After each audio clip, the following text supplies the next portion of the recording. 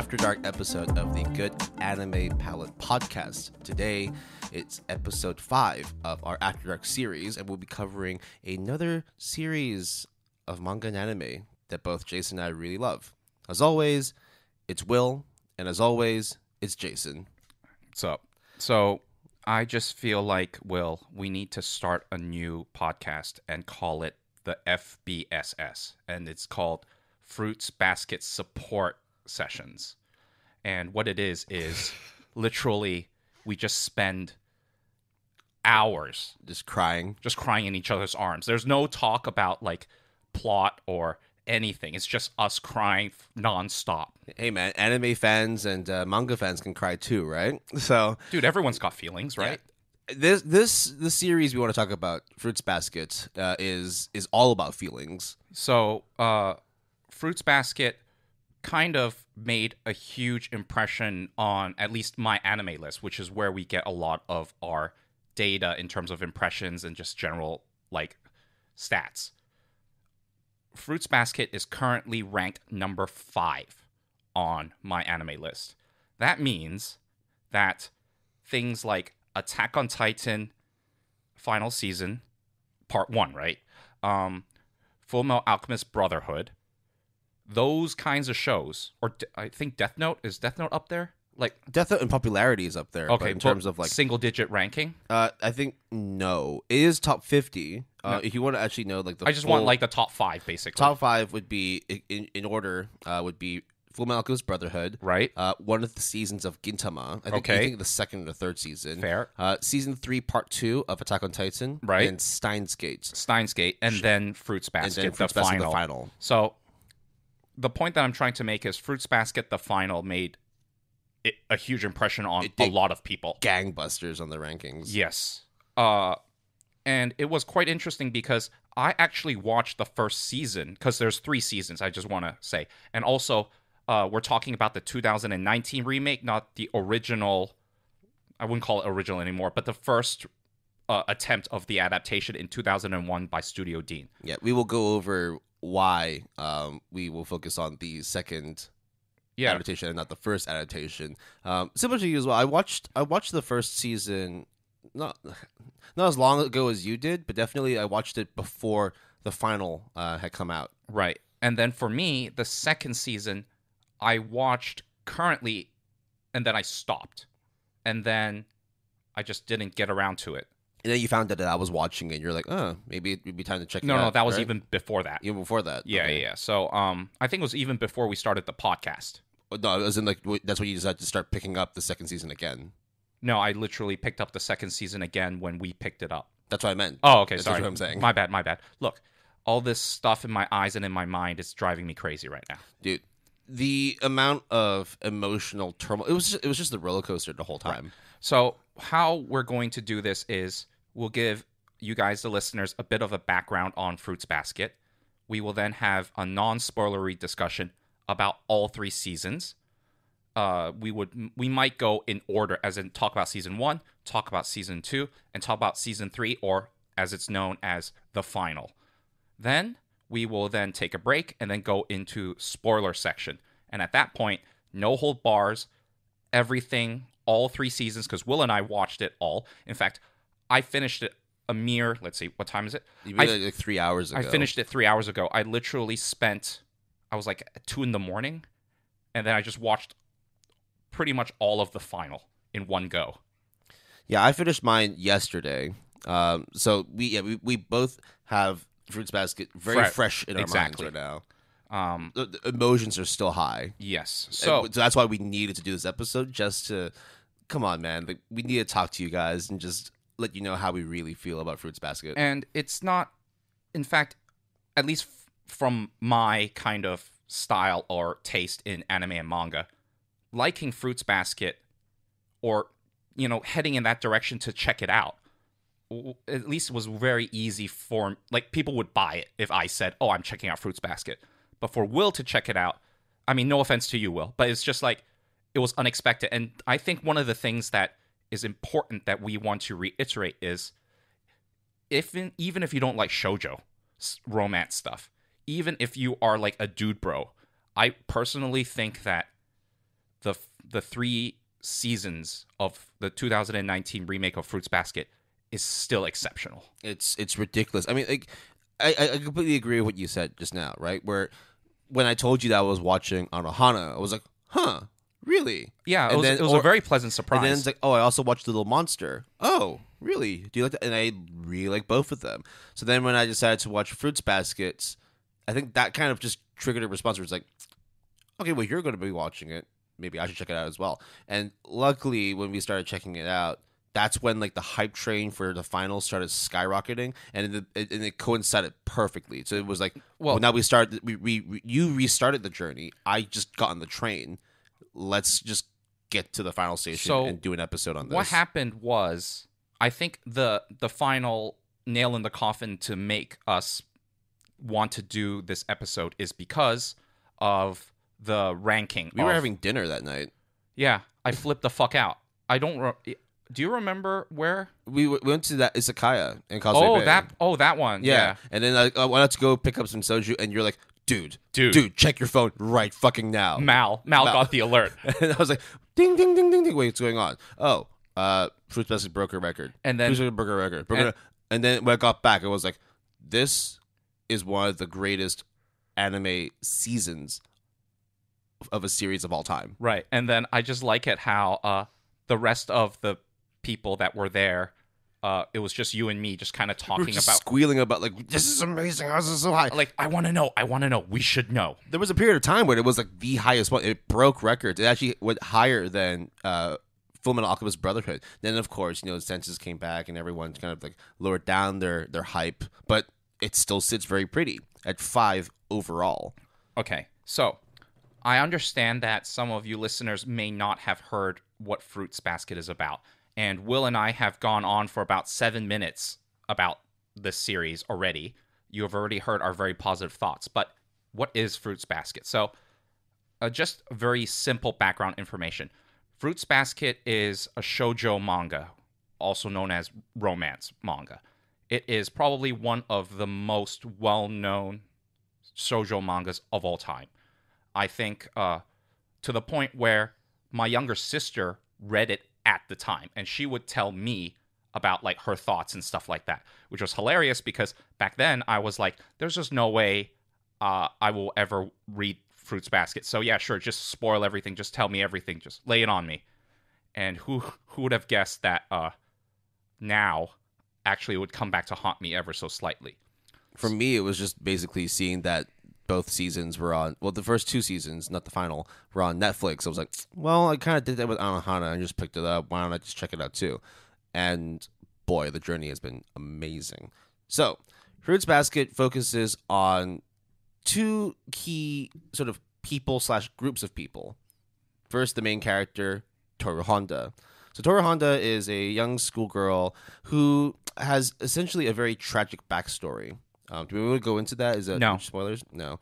I mean, also, I think that even though I don't consider that a spoiler, I think it would be better if we leave some stuff out, like a mystery. Yeah. So then people would actually learn as they go. So essentially, she goes through some tough times, but Toru she's emotionally strong, would you say? She's a go-getter. Yeah. She just seems to seek opportunity and ways to cheer herself up, no matter how down the dumps she is. And includes people around her. Now, through a series of unfortunate events, something happens, and she's in desperate need of help. So then comes in the next group of people, the Soma family. Now, this is just a family who happened to live nearby her, and through a series of events, managed to save her, help her, and then realize, hey, you know what? Like, you're out here on your own. We're going to take you in, and you're going to be living with us in our Soma family household. Well, one of the households. Right. So the Soma family, in the context of the in-game, not in-game, what do you call it? In-story? In manga lore, the Soma family is a very rich, powerful, vast family. In fact, they have what they call an estate. So it's not like a house. It's not a mansion. It's like plots of land. It's a fucking estate, and it looks like the Forbidden Palace in Beijing. You know, that kind of thing. Like literally within the walls, there's like a house over there, a house over there. There's temple bridges, in the middle. bridges. There's temples. There's rivers. There's like Zen gardens in every corner. the fuck? Like it's like yeah. Okay. So anyway, if you ever go to like Japan and you search the grounds of the old castles, it looks exactly like that. Where you have like one central structure in the middle, you have many structures on the sides, little rivers, bridges, exactly as Jason described. So, because the Soma family is so powerful and vast, some people basically decides to live outside the estate. Some people decide to live inside the estate. And the group of people that, I think there are only 3 people in this house that ends up taking Toru in. And then at this point, Toru then begins to realize that there is a secret with the Soma family. And she discovers the twist of the story. And it appears in the first episode, and it is the whole point of the manga/anime. So we're just going to say it, which is the Soma family has a curse. And that curse is in relation to the zodiac animals, specifically the 12 zodiac animals. Now, I understand that when I say that, if you are, let's say, from an Asian background, or especially from a Chinese background, you would understand that completely. No problem.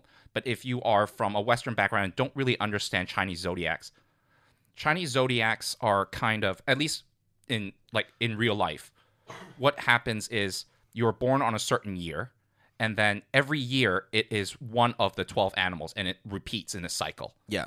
So every year is represented by an animal. Right. There's 12 of them, right? So every 12 years, there's a full cycle. So there's 12 different animals, and it's very important within most Asian cultures, even like specifically Chinese cultures, because not only do they represent a specific year, but it plays a lot of like fortune telling. Yeah, so it's like talking about like the fortune of your year, compatibility when it comes to marriage, or like career direction, or your personality sometimes. Right. Oh, you're a creative type, you're a go-getter type, you're maybe lazy but compassionate. It's not too different from horoscopes, right? Yeah, not too different. But so what are the 12 animals, Will? Do you want to see if you can remember them in order? Oh, in order? No, fuck that. I can't remember them in order. Okay, so I mean, what we could do is you say one, I say one, and then we keep going until we get all 12. Okay. First it's the rat.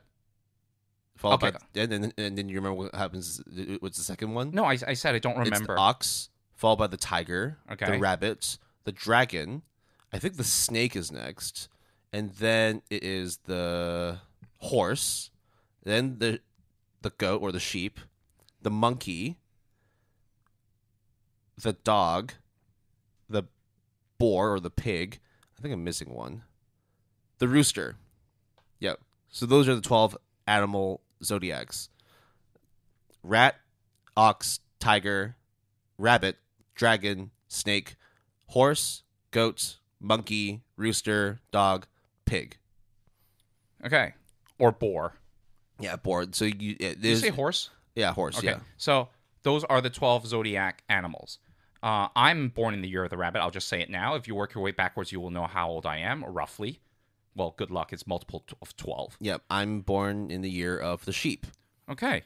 So besides that, in terms of the zodiacs, it's important for another reason because at least when I grew up in Hong Kong, a very well-known kind of story that involves the 12 zodiacs is about a race.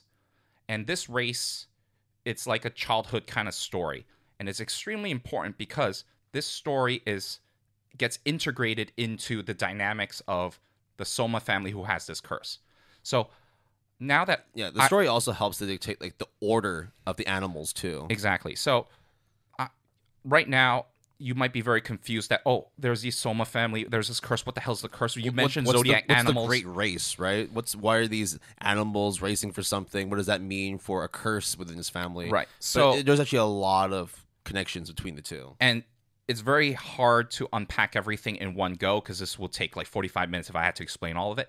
But the Toru's first interaction with the quote-unquote Soma curse is when, I think in the very first episode, actually, she kind of... I think she falls, She right? falls, and then Yuki, who is one of these 12 zodiac animals, like embraces her to like protect her, and then poof, he turns into a rat, like a really small mouse. Yeah. The reason for that happening as well is as part of the zodiac curse. Individuals who are cursed by specific animals, when it comes to like hugging or even touching someone of the opposite sex, I think what it is, touching is okay, but hugging, yeah, like if it's like a more physical, like an embrace, yeah, then or like a kiss, it triggers the animal transformation. Right. Because like things like holding hands, we have seen that and nothing happens. So but when it comes to actual like body, like full body contact, that's right. when like they trigger the curse. Also, they imply several times that if it's due to stress or a certain traumatic stuff, they will also turn into animals. They will obviously turn back, but and when they turn back, it's like, oh, also they can talk when they're in their animal form. Yeah. So then that presents like a whole slew of different issues for the Soma family, especially a lot of the characters who are cursed with the Zodiac curse. A lot of them actually are still like high school or middle school students. Some are adults. But for the most part, they kind of have lived with the curse and know how to deal with these sort of situations. But as like younger kids, when they're still in school, it does pose a lot of issues when it comes to interacting with other students. So they have to always try and keep a distance no matter what. And be on the guard. And on top of that, they're the Soma family, which is well known in that town. So then a lot of people keep their distance. They admire them or, but keep their distance nonetheless. And Toru, basically, there's all this character drama with eventually all of the animals that are involved. Because one of the things is that when you get cursed, what that means is when the person who is cursed with the animal dies, that it reincarnates into another person. And then they go find that person, and then they automatically become part of the Soma family. So technically, to my knowledge, the Soma family, even though it's a huge-ass family, not all of them are related by blood. In fact, a lot of them are not. No. It's like there's pockets of them. There's like little extensions within like the actual main Soma family tree, but a lot of them are like either married off and then like they have like smaller branches of a Soma family, or like a smaller some of them get adopted into the Soma family. It's a really big family. And it just so happens that in the beginning of season 1, all of the 12 Zodiacs are reincarnated. They're all alive, basically. So instead of like one dies and then reincarnates and then there's a huge disparity in age and stuff, they all are existing right now in this specific timeline. Exactly. Should we also explain another specific animal? I think it's actually very important to talk about, to lay out the foundations of Fruits Basket, because we listed 12 animals, but there's actually one more. So there is an animal which is the cat. Okay. Why is that important? Because in the story of the Zodiac race, the cat plays a trick, right? On the mouse? Well, both, actually. It's supposed to be the main story. There's two variations of it. One of which is the 12, actually it was 13 animals that were supposed to take part in the race. Okay, sorry. So we are jumping around. Will is now going to talk about the Zodiac race story. Yeah. So then this relates back to one of the characters that you see in the first episode. And everything that happens thereafter. It will explain character dynamics as well. So, along with the 12 animals we listed earlier, there is a 13th one called the cat. The cat is supposed to take part in this race, but in the simplified version, the rat was supposed to wake up the cat, but never did. And therefore, the cat never actually took part in the race and is not part of the Zodiac animal cycle. So therefore, that's kind of how the cats ended up hating rats, and that's how the relationships are between cats and rats in real life. There is a more sort of detailed story later on, but I don't think we need to get into that. The main thing is there was a 13th animal. It didn't take part in the Zodiac race, and therefore it doesn't exist within the whole Zodiac story, but it does play a very, very important factor within the Fruits Basket story. Right. So now that we have explained the context for at least the zodiac animals and the zodiac race in very like what do you call it, like summarized version, concise version. I will now talk about This is the Spark Notes version, right, the Cliff Notes. I will now talk about the original manga. In fact, there is no other manga. I mean, there is like spin-offs. The source, basically. But the source is a manga that July 18th, 1998 to November 20th, 2006. Yeah. A total of 23 volumes and 136 chapters. If you're interested at any point, you can actually buy it from Yen Press, I think. Yen Press has the digital version, and they combined it in like several collector's editions, which is an omnibus. So you can read the original manga. Now, the original manga also, there are several things that you need to know about it. So first of all, the manga, of course, is very popular. It's also very highly rated. It's an 8.51 on Mal. I think it's sold over 30 million copies. Yeah. It's a very, very, like, in terms of, like, best-selling, very well done. And especially when it comes to shoujo, like, shoujo doesn't guarantee that you would be successful. And when you are successful, it doesn't guarantee that you'll be that successful. So the fact that Fruits Basket managed to do so well, and the fact that it's still relevant today with the remakes, like, just tells you how amazing the legacy is. Now, you may have heard us talk about animals, curses, whatnot. But when you hear the name Fruits Basket, why is it called Fruits Basket? What do these animals and zodiac curses have to do with fruits? So technically speaking, it has nothing to do with fruits.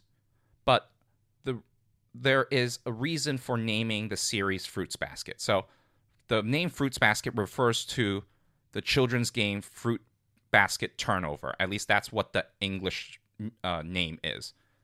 And it involves, at the time, a bunch of, you just like chairs, I think, and then also everyone is a fruit. And then it's like musical chairs in a way. Yeah, it's essentially like a children's game, social, like ice-breaking kind of activity. And so the point of the game is that you're assigned a fruit, right? And then you also have, and that's how you go about playing the game. Now, the reason why this is important is because Toru Honda, the main female character of the whole series, has a childhood memory of playing this game with like her school friends. And instead, she got assigned the name onigiri, which is rice ball. Now, when you hear rice ball, clearly you know it's not a fruit. And long story short, she gets singled out, isolated, and gets picked on. Yeah, because when you're playing the game, you're supposed to be calling out the name of a fruit. And then that person who's assigned to that fruit, whether you're pineapple, grape, banana, whatever it is, you then join the party. But onigiri is not a fruit. So, and also they never say onigiri, so then they never summon her or whatever you want to call it. So therefore, that's why it's like, it actually kind of summarizes like her upbringing as well, not just like from a family standpoint, but just in society in general, where she's always been kind of left out. But no matter what, she's fine with being called an onigiri. Like, that's just kind of her attitude. She's okay with taking things as is, as long as she's able to still stand on her feet and keep moving forward. Now, in relation to the Soma family, she thinks Toru thinks that the name also applies because, as you might expect, when we alluded to earlier, the Soma family keeps their distance, so then they get singled out, they get isolated, and even within the Soma family, people get isolated. So it's like isolation upon isolation. So that is the reason why the name of the manga is called Fruits Basket. Right. So we've gone through the backstory of the reasoning behind the name Fruits Basket. We've talked about the Zodiacs. We've talked about Soma. We've talked about Toru Honda. But what is the series actually about? We need to more sort of explain like how all these things come together and actually make one of the greatest manga stories, anime stories of all time. So it is at this point, I think, that we should not talk about the manga anymore, despite the fact, obviously, it's the source and you should read it if you want. But this is the Good Anime Palette podcast, Will. So you should still check out the manga. You should still check out the manga, but the anime is goddamn good. but not the 2001 version. So there was adapted by Studio Dean. Oh. You said the two nasty words of the anime world. Oh, God. Why did you do that? Okay, to be fair, Studio Dean at one point was really good. Yeah. But then they are also well known nowadays for creating Seven Deadly Sins and fucking that one up. They're also well known, especially with me and Will, in relation to Fate Stay Night, the first route. I think as long as you know Fate Stay Night, you will definitely know Studio Dean and how badly received the adaptation was. But that's a whole different story. Yeah, and I would say that looking at the adaptation style of Fate Stay Night and the adaptation style of Fruits Basket, the 2001 version, it looks very similar. And this series, the 2001 adaptation, was not very well received. The reason for it was because, as with most series at that time, adaptations came out whilst the source material was still ongoing. I mean, that rule still applies nowadays as well. But the thing is, it's like they wouldn't adapt stuff and then make up their own endings. You might have some sort of like creative differences, but it was more apparent with like the older series. Like, for example, like that's why we have a Full Metal Alchemist. Yeah, that's why we have a whole new adaptation for that. And then there's just stuff that like they decide that we don't want to keep animating it anymore. We'll just stop it. That's what happened with Hunter x Hunter, and then later on it got remade again. Fruits Basket is very similar. Yeah, I think Fruits Basket, in terms of like the Full Metal Alchemist, in terms of adaptations, is extremely similar because both have an old version. Everyone doesn't really like the old version, even though they might have merit. Everyone always considers Brotherhood, Full Metal Alchemist Brotherhood, to be the definitive version. And in our opinion, Will and I think that Fruits Basket, the 2019 remake, is the definitive version. Mainly because apparently, and I actually haven't seen all or much of the 2001 series, so I can't say for sure, but apparently it's very slapstick comedy. A lot more comedic, yeah. And also it got shunned by the mangaka. Yeah, Takaya herself was not happy with how the director was handling the direction of the original adaptation. So there was just a lot of just back and forth, just a lot of bad blood. And yet I think she just stepped away. It's like, look, like, you just do your thing. I'm just going to focus on my manga because I am making a good story here. You guys go ahead and just screw this up. And you have to understand the implication of a mangaka or a Japanese author shunning the anime adaptation or not giving the blessing, because in the West maybe it doesn't matter too much, and I don't think it matters. It depends, right? Because in the West it would just be more like, well, that person has their own creative direction. Let's give them the platform to explore it further, and then we can see whether it's related back to the source. But in Asian culture, or at least specifically within the world of manga, if you do not follow the source, you are betraying everyone, basically. Is how, and then fans will not watch it, or fans will shit on it like in every opportunity they can. It makes sense, right? Like, Takaya worked so hard to get her manga to where it was, and then to see somebody come in, take that source, and then just create something that wasn't even her full intention. A lot of things just did not pan out the way that she wanted. Not to say that she's like controlling, saying, hey, no, you have to do it this way, you have to do it that way. But it's like, imagine that you tell someone like a recipe for like a dish, and then they go off and just add their own things, and then it's like, wait, hey, I followed your instructions, but like it turned out crap. The original creator is going to be like, well, yeah, it's because you didn't even look at my source, you didn't even look at what I gave you. And that's what happened with the 2001 adaptation of Fruits Basket. There was just a lot of creative differences, a lot of bad blood, and it finished way before the manga ended. I think there was like 25 episodes, 26. It ended in 2000 and it got adapted in 2001. So there was 2 curves basically, and then it got shut down. And then we didn't hear anything from Fruits Basket in terms of anime adaptation until surprise, surprise, I got it, actually the news article here on November 19th, 2018. Fruits Basket receives new TV anime adaptation announcement. So it is actually, to me, very surprising at the time, because at that point, I forgot about Fruits Basket, other than, oh yeah, my younger sister read that and really liked it. And I'm like, oh wow, they're doing remakes. So it's kind of like Full Metal Alchemist Brotherhood. Oh, okay. I've had friends when they were younger, like were reading the manga, but then it's just like within the zeitgeist. So you just know the name because of the weight the manga carries, and that it's still very popular to this day. So to see then that 17 years after the first adaptation came out, that they were going to redo and fix all the wrongs from the first adaptation, and now, 18 to 21 years later, after it all came out, I think it did a very, very good job. So there are 3 seasons of Fruits Basket. There is the first season that came out, let's see. 2019. Exact date you want? Yeah. Okay. 2019. Spring of 2019. I was looking for the anime season. Yeah, exactly. So spring 2019 was the first season. Then the second season was spring 2020. And then Fruits Basket, the final, which we will just say is season 3, is spring 2021. So it just ended like 2 seasons ago.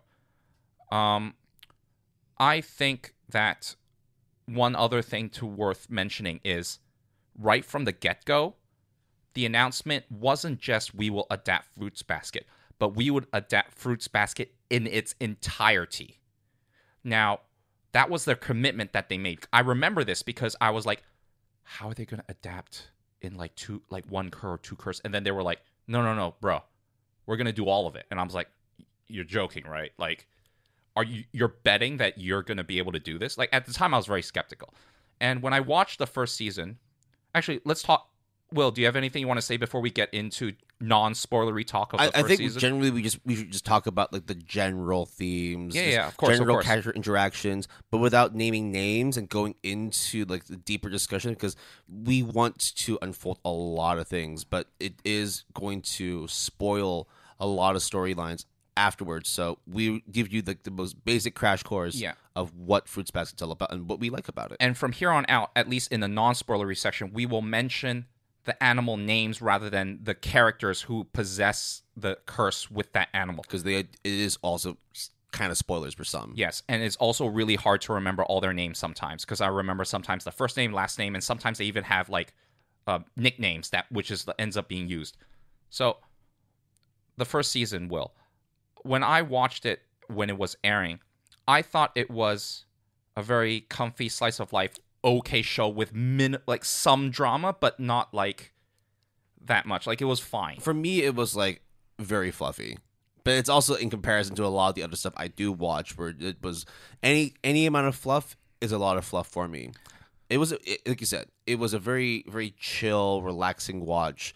Definitely had like good comedic, like heartwarming moments. Yeah, and there was drama, and there were like plot beats that were very like, like heartwarming or kind of emotional, but you could see there were like moments of conflict, right? But they would be resolved fairly quickly, and there would be more focusing on character development, character interactions, and that helps to start not necessarily building the world, but building the character tree, building up the relationships between Toru and all the Soma family members. So it's interesting to note that, and I don't think this is really a spoiler or not, all 12 animals don't show up in the first season.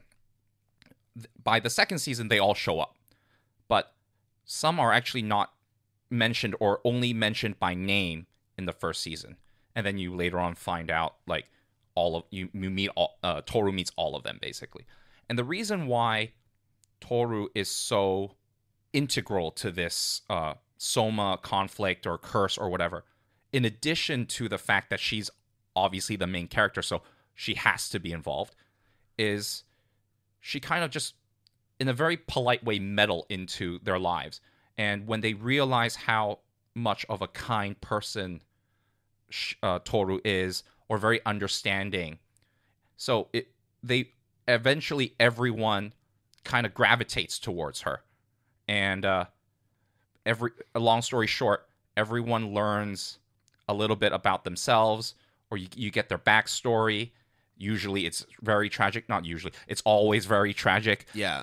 And but the main thing as well is that, like, Toru brings the vibes. Yes. She brings pleasant vibes, but that doesn't mean that everyone's going to react nicely to those vibes. From that interaction alone, it does create conflict within the Soma family, which actually spirals out, like, and then we'll talk about in the second half because, boy, it's big. Yes. So in the first season, I think one of the moments that stood out to me was the rabbit's backstory, because actually the rabbit's backstory wasn't fully revealed at the time, but enough was revealed that I was like, huh, I mean, okay, like, this is not what I expected, but I mean, it's within, like, quote unquote normal drama, I guess. But the one that I think it's one of the things that, like, I wanted to praise the mangaka, the series creator, about, where when it comes to developing backstories, developing the character growth, it's a very, very, very well done process. And the fact that you get a glimpse of who the character is, and they provide enough information for you to understand who they are within that specific context, within the first season. But then when you start watching and then they more, tease enough to be like, okay, something is not right, other than the obvious fact that you can turn into animals. But, yeah. but like, oh, like, maybe you are a flawed person, or you have trauma. And it sounds really crazy that Will and I have mentioned stuff like trauma or like pain and suffering, because actually it's so dramatic but not melodramatic. Like, it's really powerful. And I think some of the episodes, especially in season 2, that's when things go crazy. Because season 1, to me, was very much like, get you in the door, like, oh, we introduce enough characters so then when we go into season 2, we don't have to introduce that many new characters, and you feel right at home with most of them. Okay. And then we'll add in some banter and cute stuff. Great. Season 1. Yeah, good. And season 1 essentially introduces like 80% of the characters, and then the subsequent seasons focus on those characters, and then when you see a new character come in, you already know the foundation of the other character you're interacting with, so you don't really learn all that much about new stuff. What happens is that she starts, the creator starts extrapolating and focusing more on the depth of a character. I mean, you do know new stuff, but there's no more new. Yeah, it pertains to something else that already existed from right, season it's not 1. a new character. Because once the characters are all introduced, they literally spend episodes on characters.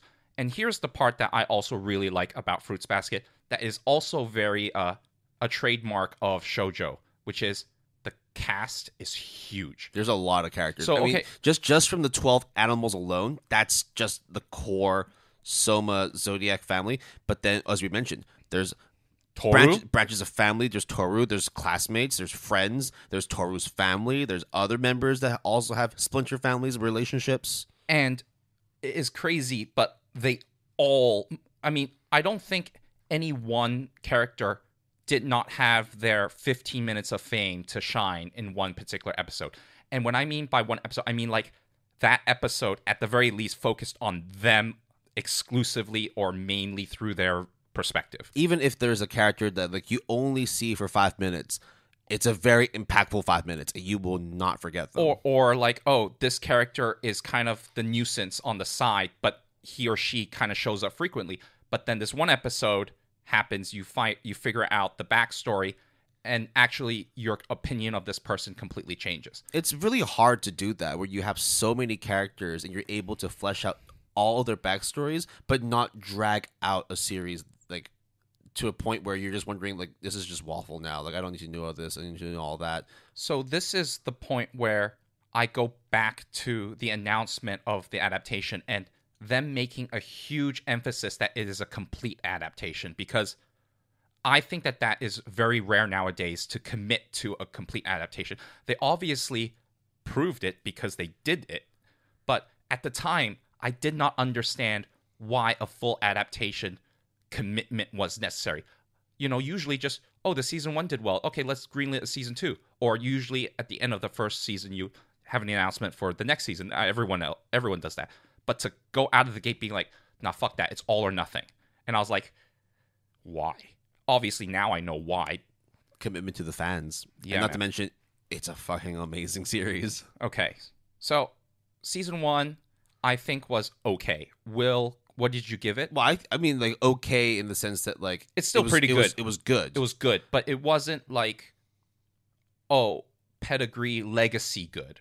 Like if you just watch season 1, you'd be like, It was a good show. What's the big deal? It was cool. It was cool. I mean, it was good, but Yeah. what's the big deal, guys? Okay. Then comes season 2. Oh, sorry. Before I should say, season 1 is 2 curs. I think 25 episodes. Season 2 is also 2 curs, 25 episodes. And season 3, also known as the final, I think I'll just say that from now on, is 13 episodes. So a total of 63 episodes from beginning to end. So that's also rare too. 2 curs in general is quite rare. And for a shoujo series is quite rare. But season 2, bro. You take the foundation, you build upon it, you grab a motherfucking hammer, and you break the fuck out of it. It explains why as well. Like in the first season, you spent so much time character building, world building, just laying out all the relationships between the characters. Because then when you go into season 2, you don't care about that anymore. You just want to see how these characters develop, what happens to them, what life stories are going to change. Is someone going to be happy? Is someone going to be sad? What's going to happen to this couple? What's going to happen to this person? And it all just starts. I never expected Fruits Basket to be an emotional show because I had no context to it before even watching it. I knew nothing about Fruits Basket before I started watching season 1, and then after finishing season 1, okay, Yeah. I was like you, where I was like, okay, let's see where this goes. Oh, yeah, there's some drama, Yeah. but it's mostly cutesy stuff. Oh, they turn into animals. That's kind of adorable. It's a curse because it's a curse, right? But it's then not bad, right? Season 2 then lays into the importance of the curse, the importance of the drama, and Also introduce the rest of the animals as well. there's like a few more animals they didn't cover in the first season, and then they even though they've been in the shadows and then they show up in the second season, their impact is strong. When you start seeing new characters, there is a reason for them to come in, and boy, like season 2 is when my heart rate was just out of whack, dude. It was a very, very emotional journey for season 2. Yes. So, Will and I obviously have watched all 3 seasons. We loved it. I recorded, at least as far back as I could, the times that I teared up and the times that I ugly cried during the show, like watching the show. Will, how many times did you ugly cry, if you're willing to tell everyone? As a series overall, from seasons 1 through to the final, ugly cry 5 times. Oh, really? Okay. I ugly cried, I wrote here 4 times. We'll go over those specific moments later on. Right. But the teary-eyed is 1, 2, 3, 4, 5, 6, 7, 8, 9, 10. 10 times. For me, teary was like 5 times. Right. Yeah. So it evens out, right? You and I kind of evens out. So the point in this is we're not saying that like, oh, you want to be depressed, you want to like have a cry session and watch it. No, it's because of the fact that like it's such an emotionally impactful show that you can't help but like let your emotions run wild. And it's at least for like the minute or two that you're watching that specific sequence. And I have to admit that I actually stopped watching season 2 like way back. And then it wasn't until we decided to do the series discussion did we continue through for me to the new stuff. And boy, I picked the worst time to stop because basically the first couple of episodes of season 2 is the same tone as season 1. Then I think let's just call it the summer home arc occurs, and that's when holy shit happens. And then literally episode after episode after episode from the rest of season 2 and even season 3 is just non-stop roller coaster drama, characterizations, cry fests, both as the viewer and also in the manga in the anime. Dude, it's don't know. There's a lot of literary genius when it comes to the drama that develops throughout the series as well. It's not like one of those like soap opera dramas where it's like very visual. Right. A lot of it actually happens behind the scenes. So here's the thing that I thought was rather interesting, because shoujo stuff is very well known for melodrama and drama. I mean, that's a lot of it. But one of the most common kinds of melodrama or drama is like a love triangle, or like a polygon, or like whatever. But I have to say, though, in Fruits Basket, other than one obvious one from the get-go, kind of there isn't any.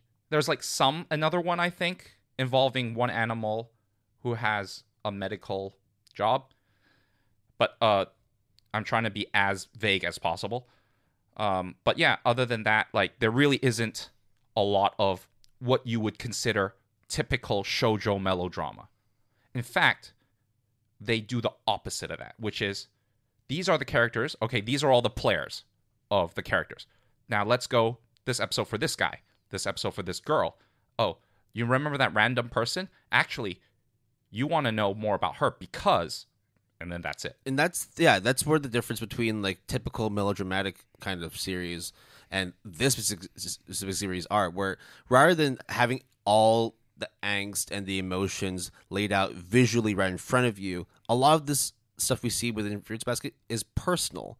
That's why, like, when you have all, like, either an episode or a series of episodes focusing on specific characters, you really get a chance to dive deeper into the person's growth, their motivations, and how they transcend like their own, like, sometimes it's grief, sometimes it's guilt, sometimes it's just missed opportunity and not knowing if they have the confidence to take themselves to the next step. And I think, like, just watching each personal story and how those stories intermingle with other people throughout the series, it's very beautifully done. So even there are certain episodes that focus on what we call like the lesser characters, the more outer of the circle characters, but they all get their one episode. And this usually is obviously done very well, but I was surprised at the pacing, which was, oh, this episode we're talking about this, what would have been kind of a lesser character, but then I want to know more about the main storyline, but I actually didn't even think about that. Or I would worry that, oh, we are having multiple characters that are unrelated to this storyline or this plot line. I want to know more about it. That thought usually occurs at some point with any series. But this one, it was kind of just, everything flowed very organic, despite the fact that all of a sudden one episode would be like, oh yeah, we're clearly focusing on this person, when there was no indication from the previous episode. So, and also, everyone's likable, bro. Yeah, every character has importance. Every relationship has impact, and every storyline itself has meaning. And that's just one of those things where, like, I know that both of us aren't going to stop talking about it, but it's so beautifully connected. And like you said, right, the flow of the story is just everything is beautifully connected, like the threads of fate and bonds, bro. I think this is the point where we may want to maybe take a break and no. We're gonna go on, because we also have to do tier lists as well for the openings. Oh, right. Yeah. Okay. But before that, the last thing I would say is Will and I have been dancing around all, like, what is character drama, what is characterization, what is character development in this instance for Fruits Basket. I will name on top of my head some of the topics that has happened. Topics like suicide. Topics like parental abuse, abandonment issues, neglect. What else, Will, that you just can think? Loads of like mental and physical like degradation. Yeah. And I have to emphasize, and the core issue is, I guess, like love and trust. Yes, you have to understand that. I guess if you read the manga, you would know. But for me, as an anime only viewer, with minor context beforehand, this was a big surprise, especially when you consider what was season 1. So, I can't really say other than spoilers, but I would say that they go through some heavy shit, and everyone looks good on the outside, but actually when you dig deeper, everyone is flawed, everyone is broken in some way, and that is okay. I like that a lot. Like, they don't show anyone as perfect. Or they show it in the beginning, but then when you dig deeper, you're like, actually, your situation kind of sucks. I feel for you, man. It definitely had an impact on me in terms of like how I see myself, how I see other people.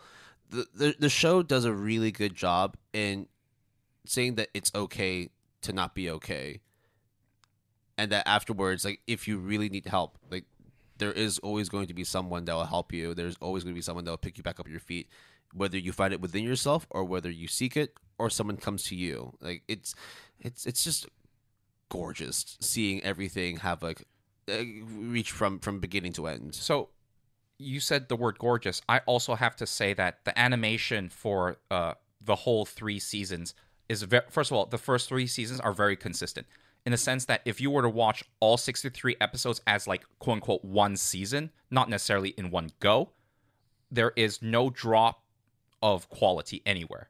It just looks exactly the same as it's supposed to, and the look is very sharp and very appropriate for a shoujo. So I like that a lot.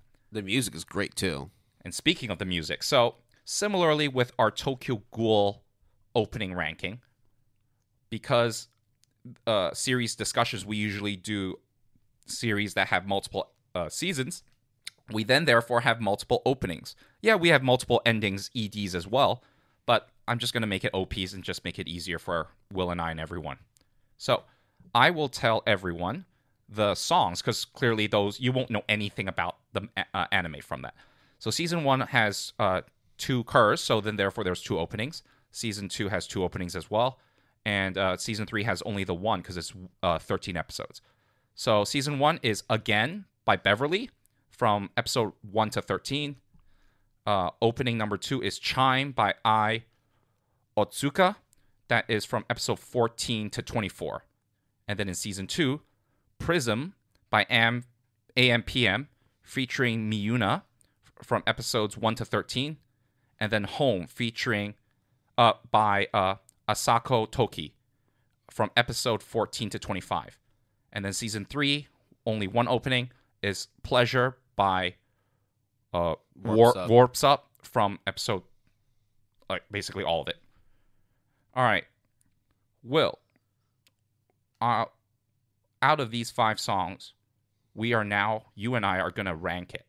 But let's rank it from the bottom up. What do you say? Okay. So for me, it was the second opening of season 1, Chime. Really? I was okay with it. Holy shit. Okay. Again, the very first opening. Oof. That one is ranked the lowest for me. Mainly, is it too happy for you? No, because it's really slow. It was super slow. Yeah, okay. Oh, wait, no. Sorry. I remember the wrong way around. No. Actually, you're right. No. Again is actually my number 5. Do we want to like stop the recording so you can listen to I remember it now. Okay. Yeah, now I remember it now. So actually it should be, season 1, part 1, Again. It's not, when we do the tier list, we're not saying it's the weakest one. I mean, right? Yes, we are saying it's the weakest one, but by definition. But like in essence, we're just still saying a good song compared to the other 4. It's the other 4 have other things that have above it, right? It's still a good song. Yeah, and musics are subjective, just like how Will's music ranking and my music ranking for Tokyo Ghoul was complete opposites. But hey, like, that's the whole point of art. It's to be subjective and appreciating it from different angles. So number 4 for me, 4th place, was Prism. Season 2, opening 1. What about you, Will? Home. Okay. Number 4, 4 was Home for me. Got it. 3 for me. Is there anything you want to talk about in regards to Home? Nah, I just want to talk more about the next 3, actually. Okay, so Prism I thought was just okay. And that's mainly the reason why.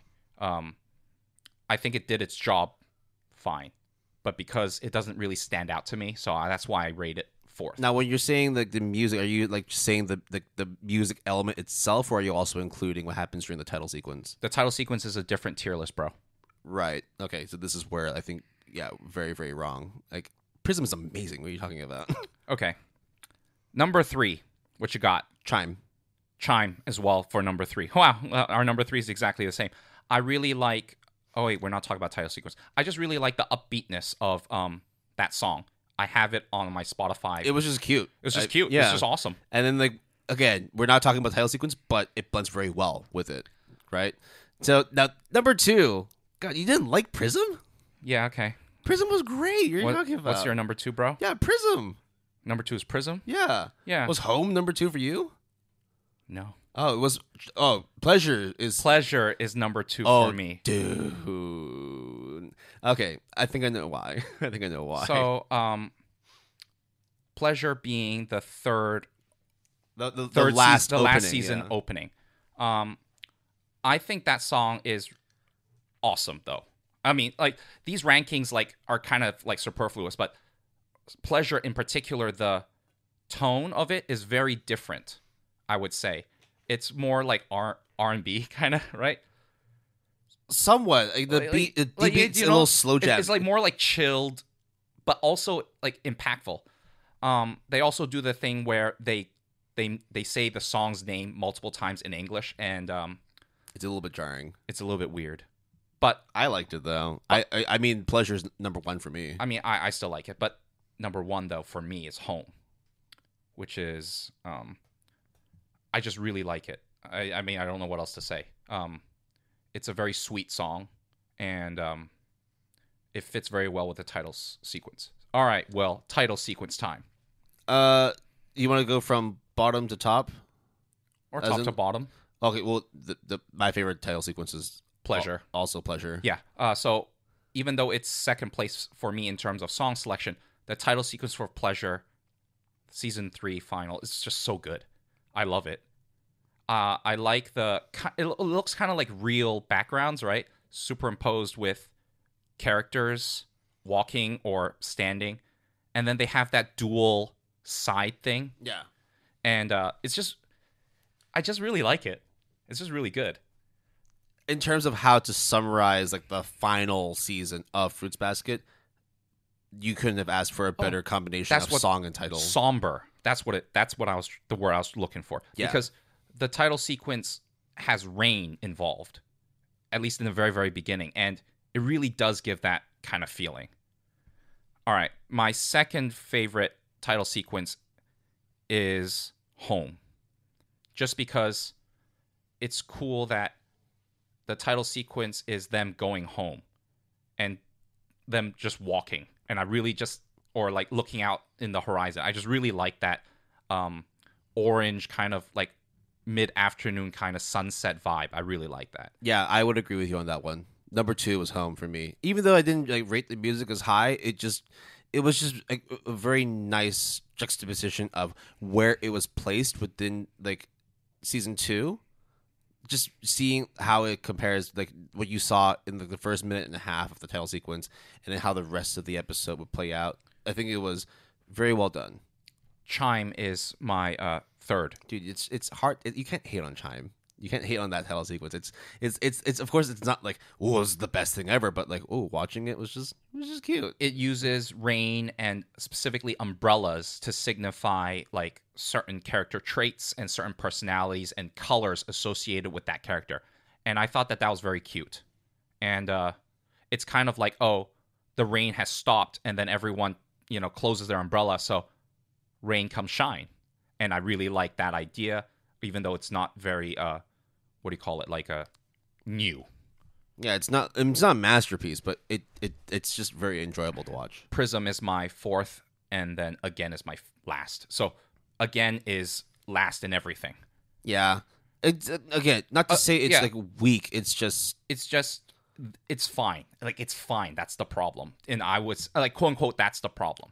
But it's also not so much a problem though, because like if you compare it to the progression of Fruits Basket from the beginning to end, it kind of makes sense, yeah, right? It does. But yeah, but if I had to rank them, this is again like the purpose of doing the ranking is just our own personal feelings about the sequences, the music. It has nothing to do with how we personally feel about the anime. It does have some influence, but generally, like just because we feel that Again is the lowest ranked one doesn't mean that like that's how we feel about the overall series. It's still a very good song, still a very good sequence, and season 1 is still very good. Right. It's just that season 2, season 3, like it's exponentially getting better. So I think at this point, I will mention the future of Fruits Basket because not apparently, this is actually not the end of the Fruits Basket anime adaptation. And because it's not a spoiler, I thought I would include it here, Will, before we get into the spoiler section. So, following the finale of the 2019 anime, they announced that they will have Kyoko to Katsuya no Monogatari, which means the story of Kyoko and Katsuya. Now, if you really want to know who those two people are, namely Kyoko and Katsuya, you can find out. If you don't, that's fine. But basically, it's a prequel.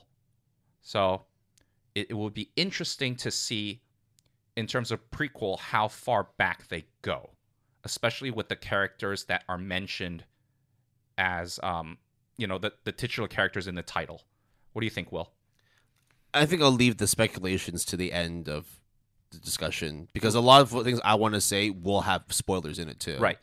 Okay. That is extremely fair. But I thought we should mention it because if we don't mention it here... No, it makes sense. Like, basically, like the story doesn't end. Like, there's going to be more content that comes out later. I'm always down for more Fruits Basket. I really like Fruits Basket. Yep. And then before we take our break, I'll just very quickly mention the manga spin-offs. Yeah, there's two. So there's two. There is Fruits Basket Another, and then Fruits Basket The Three Musketeers arc. Now, I would say the Three Musketeers arc first. It talks about three of the Soma animals, in particular during a point within the story of the anime adaptation. So it's still canon. I mean, they're both canon, I guess, right? It's still canon. The second one, it's like, Yeah, and actually, Fruits Basket Another kind of takes place, like, the timeline, it goes beyond the epilogue of the main series. Like, way. But yeah, and actually, it wasn't very well received, at least according to my anime list. Yeah, in terms of the reason why it came out was because Takaya was commissioned to do, like, an anniversary release of Fruits Basket, so she decided, I'll just make a volume of it. It was well received enough for her to do 2 more volumes. So it's just one of those things where it's like, if you really love Fruits Basket, you'll get some enjoyment out of it. But I don't think it's a must read. But if you want to support Fruits Basket, you want to support Takaya, check it out. All right, so I think that wraps up our non-spoiler section of. We've had to suppress a lot of things. It was very hard, dude. I think the spoiler section is going to be madness. Yeah. All right. Well, sit tight. Grab a fruit. You're the apple of my eye. Or an onigiri. No, yeah, whatever, man. All right. We'll be right back. I'll do it with an onigiri now, actually. All right. We'll catch you later. Bye. Peace.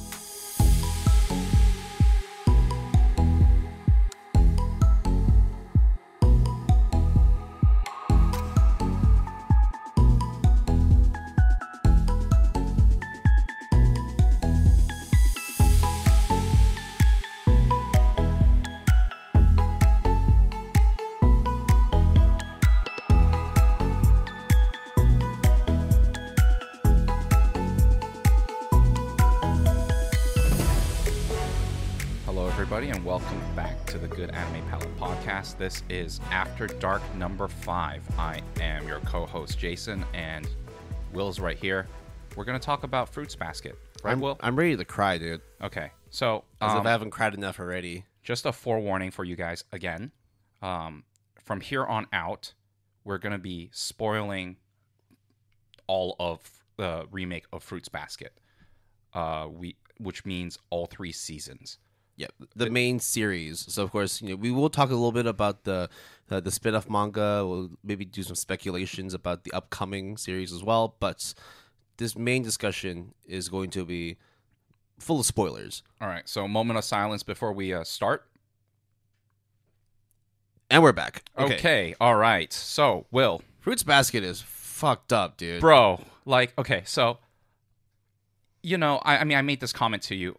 I think that, if you're into, Tokyo Ghoul or violence or, that, gore, but that's not, people think, oh, then you're a man if you can, stomach that shit. I'm like, nah, bro.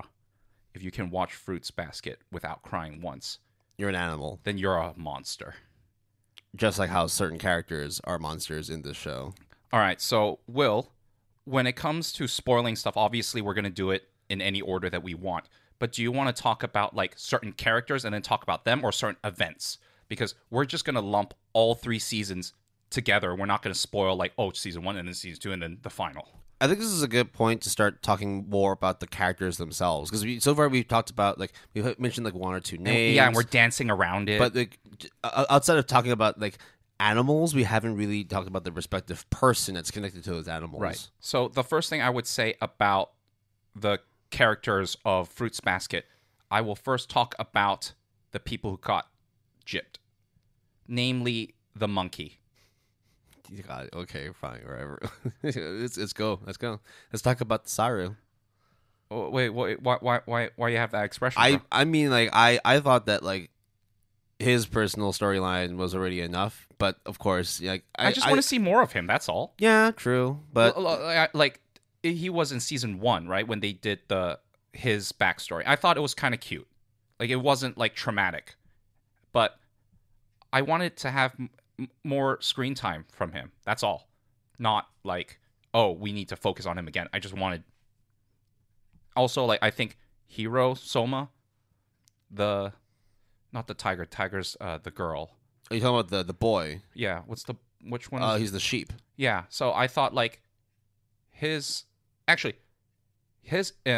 development was actually quite interesting with the new kid, like the new younger brother or sister. Younger sibling, essentially, yeah. Actually, his younger sister, because I remember the name, Hinata. Yeah, the tiger got gypped a bit, just a little bit though. Yeah, but I think like you kind of already knew the central focus of certain characters and how they wanted to develop those storylines, and so unfortunately some characters have to fall by the wayside. But I do agree that I think Kisa, right? Kisa was the monkey. That's correct. No. Kisa is the tiger. Yeah, Kisa is the tiger. Hiro, the sheep, and he Ritsu. definitely did need to have maybe a little bit more, but I think they get his story kind of covered in the second season. Actually, no, not kind of, a lot covered, but his story is more important to another character's development and backstory. Do you want to talk about? Right. Talk about Horse? We're starting with that. Starting with Rin. I think because look, a lot of these characters are going to have very tragic, emotional backstories, but I wanted to talk about Rin right from the get-go because Rin being the horse zodiac. Yeah. So Rin, or Isuzu Soma, comes in the second season of Fruits Baskets, and I think she was mentioned only by name in the first season because of the breakup. Yeah, Hatsuharu is essentially the male counterpart to Rin, and which we'll talk about more later on. And he's the ox/cow. In this case, it's the cow. So her backstory, Rin's backstory, is just so. So just to give you a little context, in terms of who the character is, if you're listening, hopefully you're prepared for spoilers, or you already know about the story, or you don't care and you just want to hear us talk about it. Rin, tall, sleek, thin. Long black hair. Gothic-ish. Very cold exterior, even colder interior. So kudere plus kudere? It's a cuckoo. Bro. Now, speaking my jam. When talking about kuderes, like, you already know that they're sometimes standoffish. Sometimes they're not very warm. In fact, they're probably one of the coldest characters, hence why the name is called Ku, because they're cool. But I think in terms of kuderes, like, where would you rank her in terms of the world of kuderes? Would you say she's like an A tier, S tier? Because I would say high B, low A. Wow, I thought it would have been higher for you. No. I thought she was like a very good kudere, or is it because there's? I mean, there's just too many. Yeah. To be honest, like, but within the context of Fruits Basket, well, very good character. You know where I put her. So, would you say that she has one of the more tragic backstories? Are you kidding me? 100%. Okay, look. So the cat with Kyo, right? Like, obviously that is fucked up and tragic as well. But with Rin, it's like, it's almost worse because the cat's fate is kind of sealed from the get-go. At least that's what it was implied. But the horse is just, just one of the normal, quote-unquote, normal zodiacs. But then shit gets fucked up. Yeah.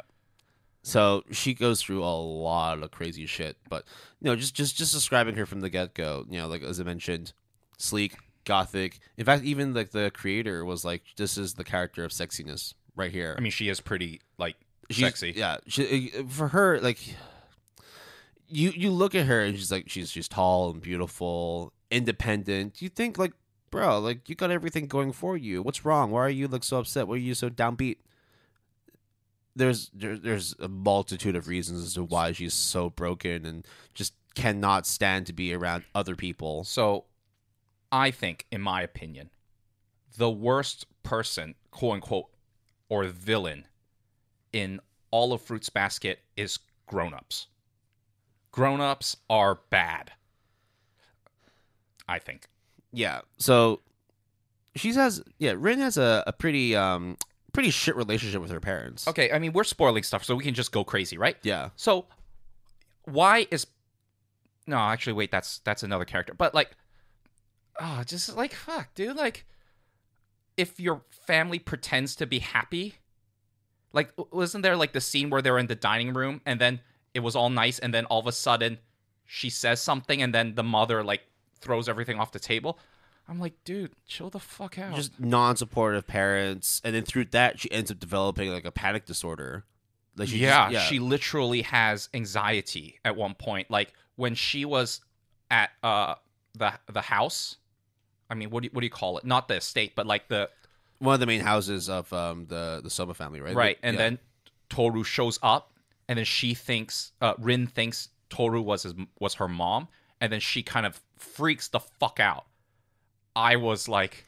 She just doesn't, like, anytime, like, she feels that someone is showing, like, love and affection, like, she's being duped. Or it can be taken away. That's the panic that just kicks in, right? And so, like, and the other fucked up thing as well is, like, after all that shit happens with her and her parents, and she starts getting anxiety and panic disorders and all that, they then decide just to kick her out.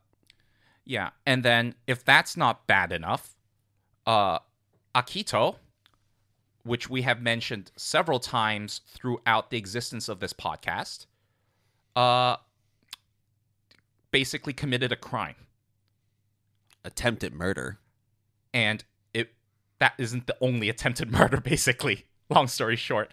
In addition to all the abuse that she does, neglect, it's just... It's basically she just does not want anyone to feel happiness, because through finding happiness, you go on a journey of self-fulfillment, and therefore you influence the others around you to follow you on that journey. So that's like...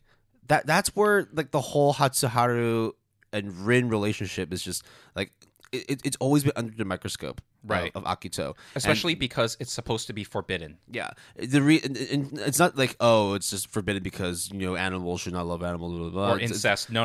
It's not that at all. In fact, they're not even related, right? Yeah, they're not related. But the thing is here, it's because, hey, if Hatsuharu becomes happy, he's going to want to leave the Soma family.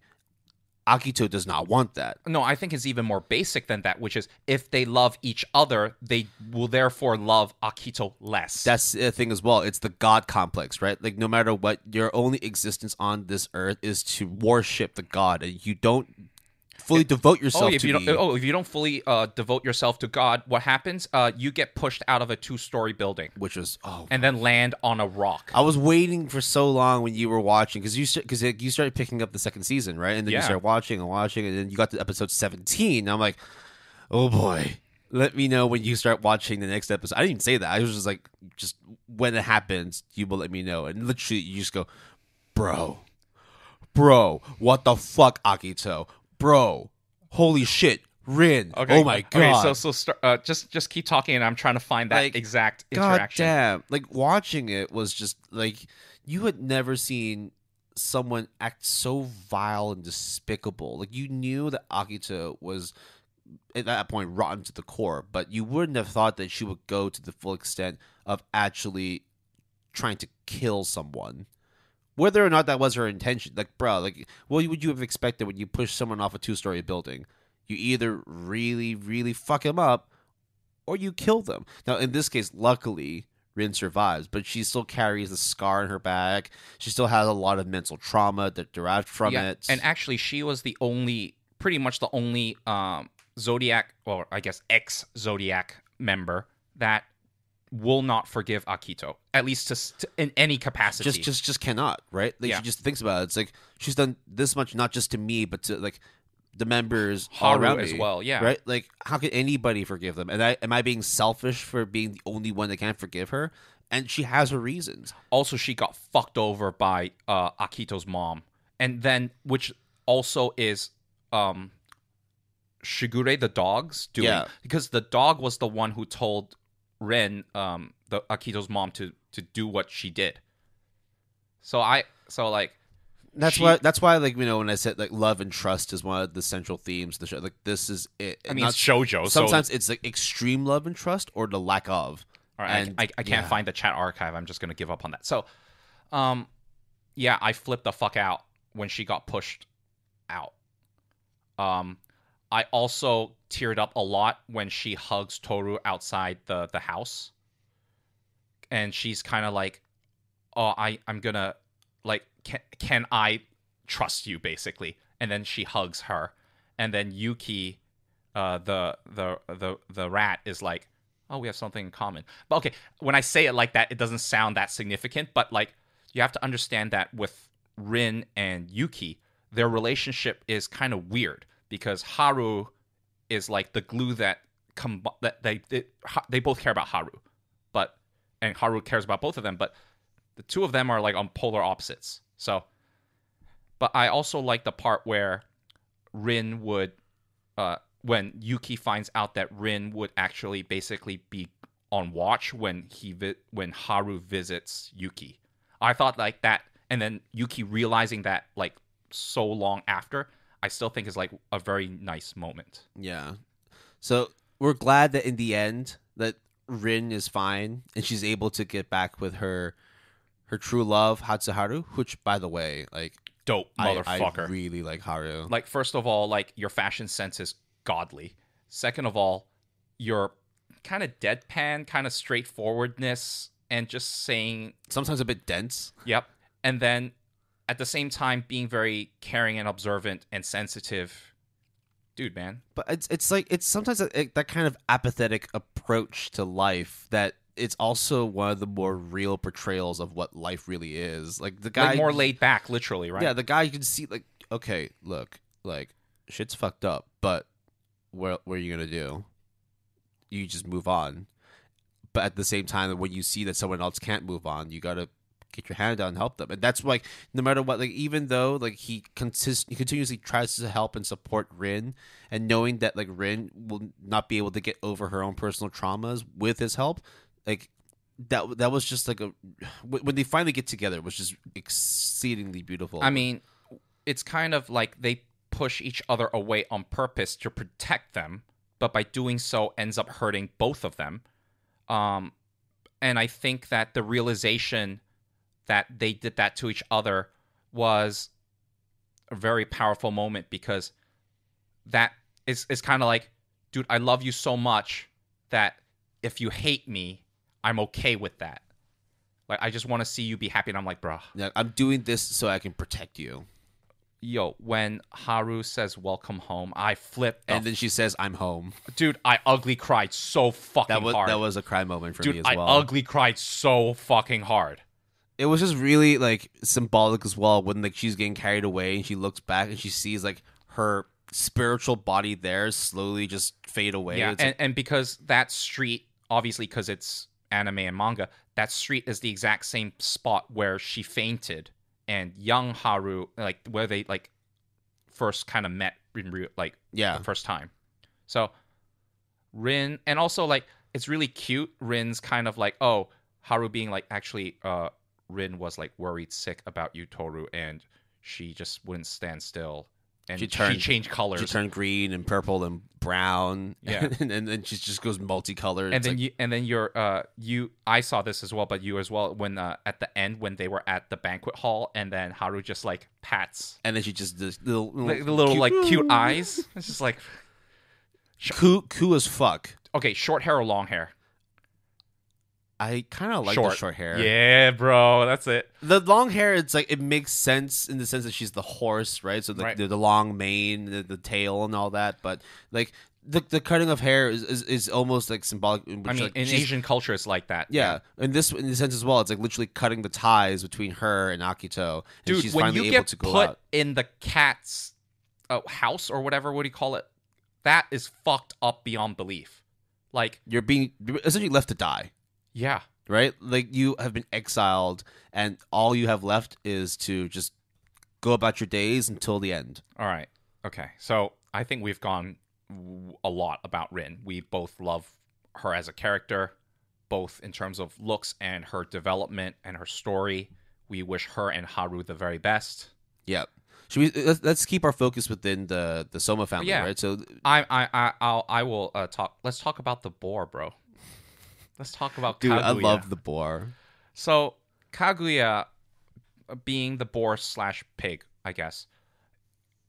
In the very beginning, especially in season 1, is kind of this ADHD filled, violent, but like cutesy violent, like oh you're so cute, and then like punches you in the face. It's like Tsundere Yandere-esque, Yeah, right? Because like nobody else can have, because she really loves Kyo. yeah. Like goddamn, like oh my god, when Like, she's no, like when it first starts, she's just being very clingy, right? That's- lovey-dovey, but it's also like violently like grabbing him, punching him, hurting him. Yeah. And then when she sees Toru, it's like, hey, back off, bitch. this guy's mine. But then, season 2, episode 11. God damn.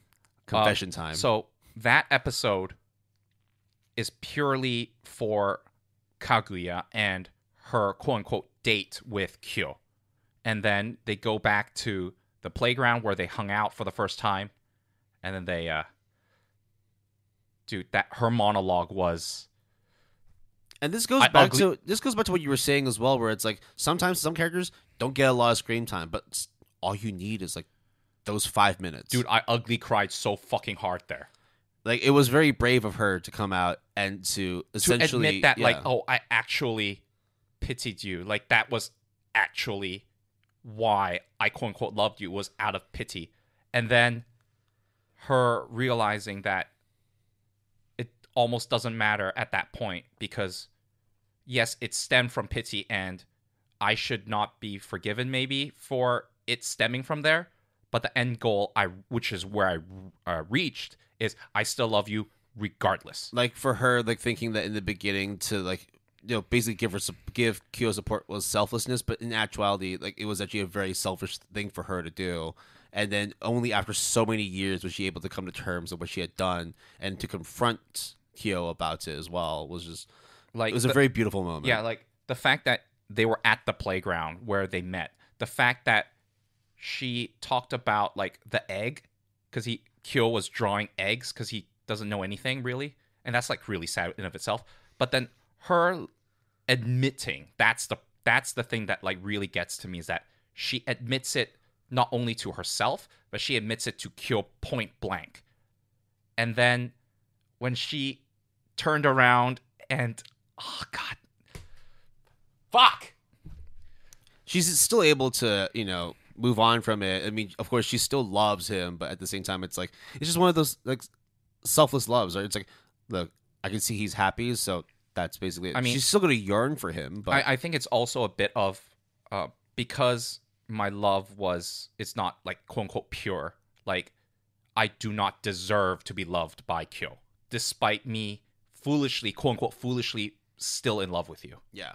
So yeah, I think her character for me was probably the most dramatic, because it went from being kind of like a comedy gag and clingy, kind of annoying side character to one of the most impactful episodes of the entire series for me. It was just really beautiful to watch. That like, oh hey, Kyo, let's go on a date.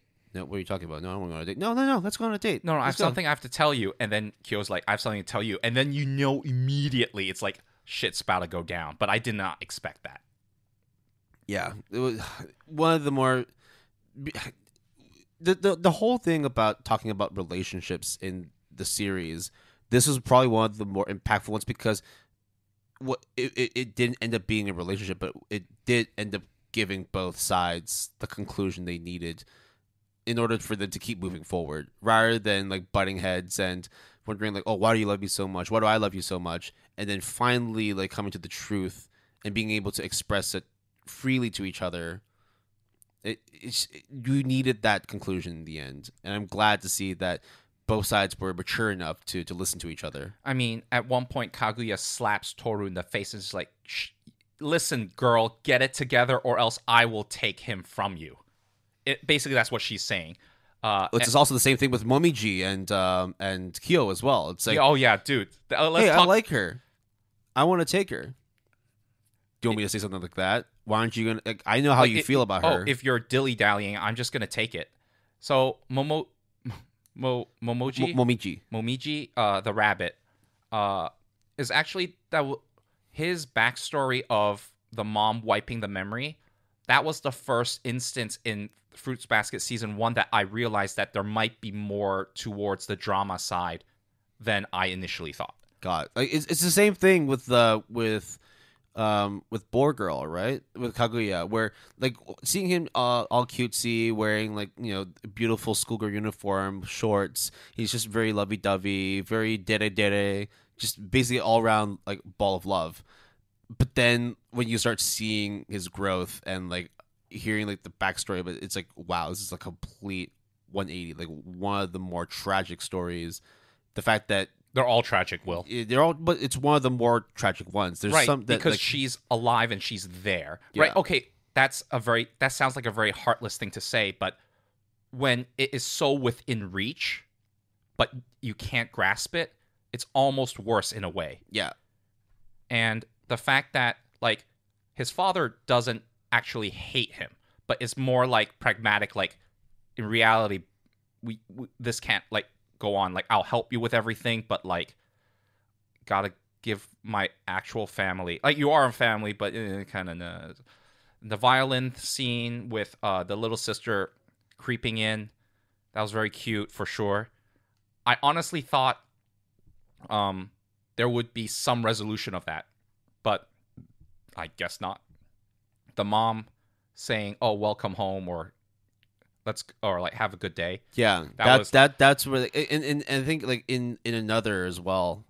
It's implied that him and his sister actually get back together, as in like they are actually they're like having a sibling because with the mom finally opening and saying nice pleasantries to him. I think they've reconciled their relationship, either like getting back as a family or at the very least being on cordial terms, where the mom is now accepting that, look, this is your real brother, this is your real sister. Let's at least rebuild that relationship. Just do a DNA test and you'll know, bro. Yeah. So it was really beautiful to see that develop as well. Not to mention, well, it was also really funny too. I mean, you knew it was gonna happen, but when like Momiji shows up at the school and all the girls were like, "Oh my god, he's so cute! Oh, can you imagine when he grows up and he looks like this?" And then when he actually grows up, he looks exactly like that. It was like, oh, so I forgot about that. I thought the rabbit's character is like really good because it is a very interesting dynamic of when he was like quote unquote like a kid height, even though his age is not of a kid. He was very cutesy.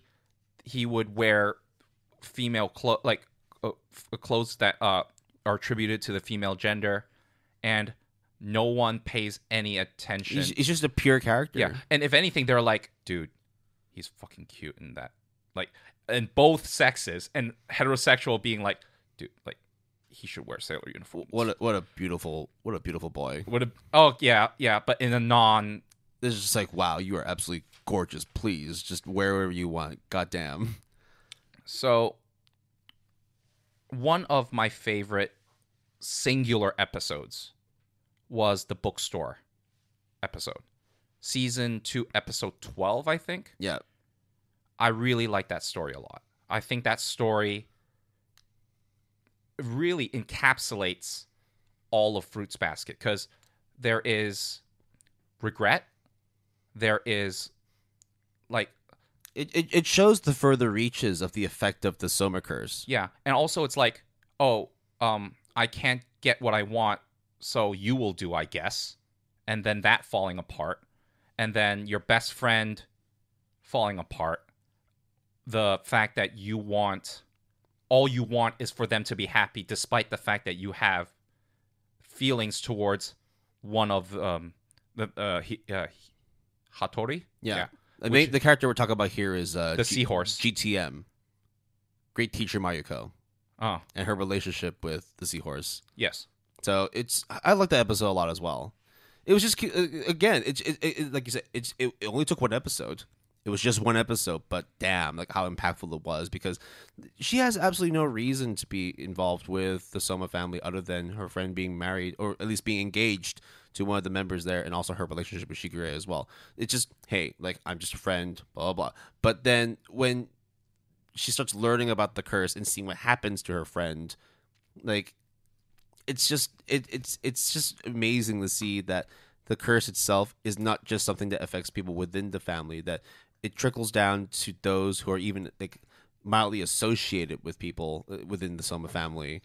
And just to see like just one whole episode dedicated to her story, it was a beautiful watch. I didn't cry for that one, but it was just like, oh, my heart felt very warm at the end. It wasn't like that throughout the whole episode. I there were teared a lot up. of tragic episodes. I teared up towards the end when they were on the bridge, and Mayu actually like cried for both of them, and I was like, oh. And then Hattori says thank you, and I was like,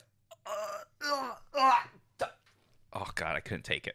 Yeah, and also the fact that like, and then you flash forward, I thought that was awesome. And every single time when Shigure is like, oh, you're single, right? I could date you. It's like, okay, sure, fine, whatever. And then after moving from that and then going on to eventually being with Hattori, like, she still has like some resentment for Shigure, but like also knows that he has to exist within this relationship anyway. Dude, when he shows up at the parents teachers conference, it was the best thing ever. Yeah. Oh man. She was a good character too. I really liked Mariko as much as, again, very minor, but still had like a very impactful story. So let's talk about my second favorite male character, Yuki's brother. Ayame, okay, all right. The snake. Because the reason why I would put him above the rabbit, which is number 3 in my mind, is because he is kind of like aloof and like funny and whatever, but actually that's kind of like a shell, but what's inside like is real. Like, for example, him trying to patch it with Yuki when Yuki visits his studio for the first time. I thought like that interaction when they were both sitting on the sofa was really good. The fact that the brother actually knows what's up and like would show up on certain occasions, I thought was really good. Him showing up at the parents teachers conference was both funny and emotional at the same time. And yeah, like I really, and I like his, even though it's a very minor, his relationship with Mine, I thought was, for the screen time and importance that it has, it was done kind of cute. Very cute. So, yeah, I like Snake Guy a lot. Unfortunately, Snake Guy doesn't rate that highly within the male characters. Even though he's a good character, the one character that I wanted to focus on was the rooster, Kureno. Oh god! Oh, you just had to dig. I mean, actually, they're all just like, they're all daggers to the heart, man. Yeah, because the thing is, right? Like when we talk about all the characters, everyone deals with loss and grief, missed opportunities, trust. But with Kureno, like, he didn't lose anything because he had nothing to begin with. Well, okay, not nothing to begin with. Okay, you're talking about the curse, right? Yeah. Because he, at a very, very, very young age, got the curse broken. So this is extremely important because, first of all, it is possible to break the curse, clearly, because it has happened. Maybe you don't know why, but it has happened because there's a case. And the fact that Akito basically breaks down, like, I kind of felt really bad for her, like, legitimately, when she kind of pushes him into the room and then kind of cry and be like, don't abandon me, please don't abandon me, please don't abandon me. I was like, because that's all she knows. Like, she is the god of the zodiac, right? Like, if she can't even keep one of them with her, then she's failed. Like her whole existence is a lie. And then to have him really like Arisa clearly, and Arisa likes him, but the fact that he has to be like, no, I have to stay with Akito, at least for now. But like, I have to stay. I can't. Like, she needs me. Like, it's like one of those things that like, what you do in the name of love and self-sacrifice is so painful. Like, I think if anything, that is the toughest decision.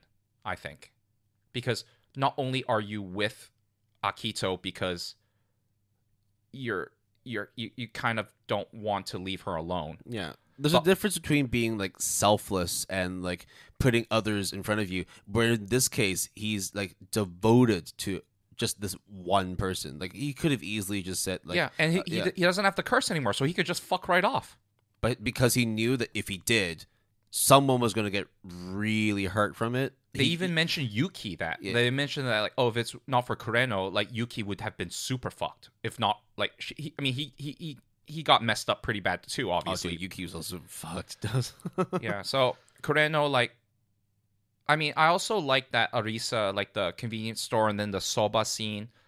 Tororo soba. Right, but the fact that, like, it's, like, love at first sight, that one was a little bit hard to swallow, but I accepted it because I love all the characters pretty much. So I was like, fine, Arisa, you guys get Arisa Uratani, I like her a lot as well.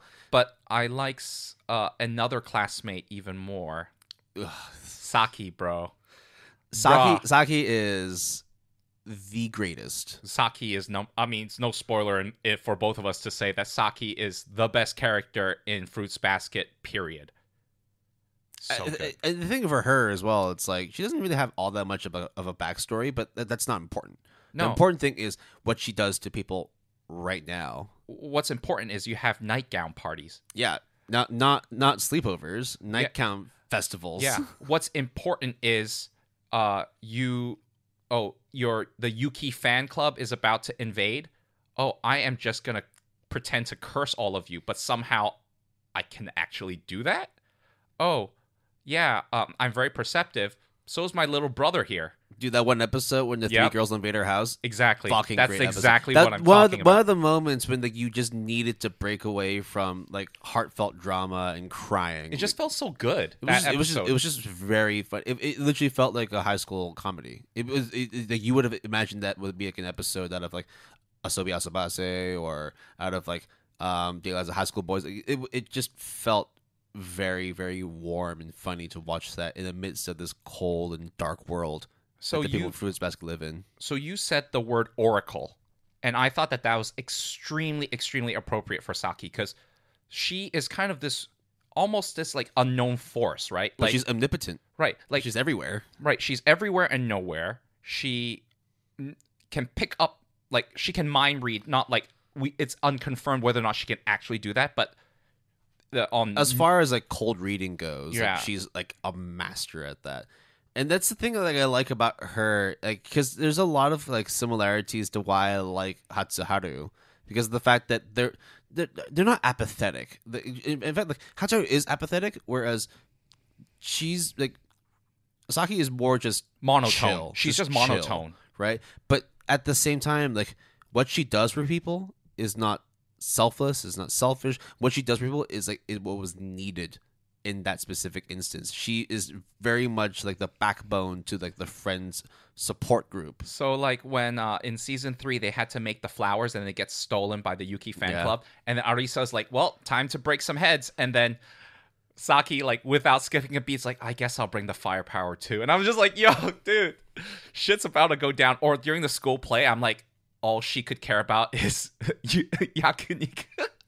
I think for her, like I love her a lot. You love her a lot. I love her. Even she's number one, 100%. Even Takaya came out and said that like she is like one of the strong, if not the strongest character across the whole Fruits Basket because she series. doesn't break down. She literally has not ever been broken because she just knows that like there's always going to be a resolve at the end, and like no matter what, like if it's not going to come from yourself, someone's gonna come and help you, and that was just beautiful. Like her relationship with her friends, no matter how cold she seems on the outside, is just pure.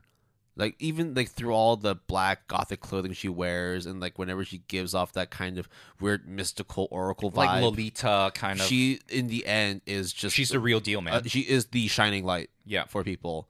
And the fact that like people focus on how Toru is the one that's trying to like bring life and sunshine into the Soma family, she's also been supported by Saki. Without I'm Saki, telling you, if I have friends like Saki and Arisa, I'm good for the rest of my life. Like I'm like that's it.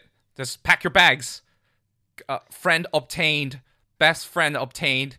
I can go now. Yeah, but then throughout that journey as well, having that support group, having like the interactions with the Soma family, having the exploration of like her family past, like my level of appreciation for Toru Honda actually like skyrocketed throughout the series. Where in the beginning it wasn't so much lukewarm; it was more just, she's just this kind of stubborn, like lovey-dovey, go as you play kind of character. But then like when you start seeing like a lot of the stuff that she does is extremely selfless, and like she really just does anything she can to make things right and make things happy. When she pretends, like not pretends, like when she tries to mimic her dad in front of the mirror, I was like, oh my god. So many times when it's like in the beginning when you see her smile and laugh at all, it's like, oh, it's just happy-go-lucky kind of girl. But then like later on, like from season 2 on end of season 2 through to like season 3, and seeing her like smile, I just can't help but feel it's like this is just her putting on a face, putting on a mask, because deep down like she doesn't know what to do. In fact, there are moments where she kind of panics and like cries and breaks down because she does not know what to do. And usually when that happens to a character, I'd be like, oh god, just stop whining. But with her, with Toru, I was like, dude, like, you want to sit next to me? We'll figure it out, man. Like we'll draw up a plan. Like she wants to help people, but she's not helping herself. Like a lot of the stuff that she does is just to fill the voids that exist within her from the first place. It's like in a hypothetical village, the doctor treats everyone, but what happens when the doctor gets sick? Who treats the doctor? Who cuts the barber's hair? Exactly, right? So that's Toru Honda, and I agree with you that my fondness for her as a character skyrocketed. It's still Saki number 1, but yes. Toru is close. But Toru is not that high on my list, actually. Really? Actually, yeah. I think her like fondness goes up a lot, but still couldn't really get to the point that I was like, all right, you're like top material. I would say that she's top 3 for me. For me, I love Toru now. For me, I thought. You want to go into it now? No. We'll do that later. Okay. I will talk about. I think we should talk about the 3, but then I will talk about one more character, and then we'll get into the 3. Okay. Actually, no. We should also talk about Akito as well. But okay, we need to dedicate a lot of time about Akito. So who's the next character you want to talk about? Oh god. We'll be fine. We'll be fine. Okay. The last character that I want to talk about, at least I want to bring up, is Machi. Okay. All right. So I like Machi too. I think that the perfectionist thing is something that I think a lot of Asian students can very relate to, and the pressure that comes with it. And then when you add in the whole Japanese, like, oh, you have to be the successor, you have to be more perfect than this other person in order to be the real successor, and then breaking down and then trying to get approval despite the fact that you are quote unquote perfect. Like, it's just really she went from being like a random character, because I knew she gets with Yuki, and I knew that because my sister told me like eons ago. But to have an episode to find out like what she's doing and why she does it was very relatable, I think. And yeah, dude, Machi's pretty good. Machi's a good character, and I just like the dynamic between her and Yuki. The one scene I really like as well, I think it was in season 3, like final season, when they're doing the student council meeting, and like she looks at the box breaks. of chalk. Oh, that's so good. She looks at the box of chalk, and then Yuki just snaps one of them, and then she's like, no, okay. Very nonchalantly too. It's just like while he was talking, he's like, I'm just gonna break this so then it is quote unquote imperfect, so then you don't have to like throw it on the ground and cause a scene. It was a very beautiful relationship. I really, really like that moment a lot too. So, yeah, I quite like Machi, and I think as a character that I didn't care about to a character that, like, it just jumped really high in terms of, like, my fondness for her as well. Yeah, dude, okay. In terms of like all the characters, there isn't a single character that we hate or dislike. I think like we all have, we both have like some level of affection or connection with the somas, with the school students, with the adults. Like there isn't a character that I would say is weak. The only time we'd say it's weak is just because there just wasn't enough screen time for them. Yes, I would say so as Right? well. In the case of Ritsu, like Ritsu's story was also extremely tragic, and like the fact that like there was that really good resolution at the end, Right. when Toru comes in to save him, was wonderful. But Right, the he cross-dressing, he and then kind of just gets left on the wayside. yeah, I think the Ritsu's mom has a good moment in that episode that focuses on Ritsu. So I really like that short plot line, even though it was very short. But let's talk about the big three, bro. The big three on both sides, right? Like big three, like three best girls, three best boys. No. As in the main trio, which is Toru, Honda, Yuki, and Kyo. I have to say right now that Yuki's overall growth over the last 3 seasons is probably the most rewarding and most dramatic and most beautiful change ever. Before this all started, were you Team Yuki or Team Kyo? Take a wild guess, bro. I mean, you're the Kudere, right? Yeah. And I'm the Tsundere, so There you go. of course I was going to be Team Kyo. So of course I'm going to be Team Yuki, bro. Yeah, but Yuki's story, like living through life, at least from like the exterior, where people can see you're the Soma family, you're gorgeous, you're the president of the student council, you're literal perfection on 2 feet. But You have a fan club that literally, quote unquote, protects you and follows your every move. right, and there's almost like this weight of expectation, not even expectation, that they just believe that this is like you are the perfect human being on this earth. But then when you start like looking through the cracks, you see this tiny little crack, this tiny little hole where, hey, let's just dig deeper and deeper, and oh my god, wow, holy fuck, you are actually one of the most, if not the most broken character in this whole story. Holy shit. I mean, yeah, that's why they focus so much time on like him. literally, like the second half of season 2 was all about him. Yep. Right. It felt like, watching that progression of everyone worshiping this kid, to then seeing why he in the end still feels so empty and lost. And he actually picked himself back up bit by bit, and I really like that. Like, it wasn't like, oh, I fell asleep and then wake up the next day and then I'm a new person. Like, you actually saw the changes bit by bit, and it was awesome. Like to see someone who was like worshipped by the students and just seen as like the perfect human being, to then actually be very like not confident in oneself. Like his level of self-confidence was not high at all. Like he just puts on the facade. He knows how to show people, who he is, what he is, but there's always a distance. There's always a gap between himself and those around him. And it just stems from his upbringing, his tragic events of interacting with school students, with his classmates. And It's just a lot. Who was the person that noticed that he was all alone? Like, Who was the person that when he was trying to find something to do with a bunch of people, they're like, oh no, we got it. Who was the person who found it? Machi. That's the I person. really liked it as well. It's like, It's like, you ran all the way just to say hi or something? your movement patterns are so irregular. I couldn't find you. I was like, what were you talking? that was just like the little quirk that I liked about Machi. And then she's like, and then Yuki's like, yeah, it's called patrolling. I was like, yeah, you're not wrong, but also it was also really cute that when like he pats her head and like her first instinct was just slap him. It was like, that was really cute as well. That was nice. Right.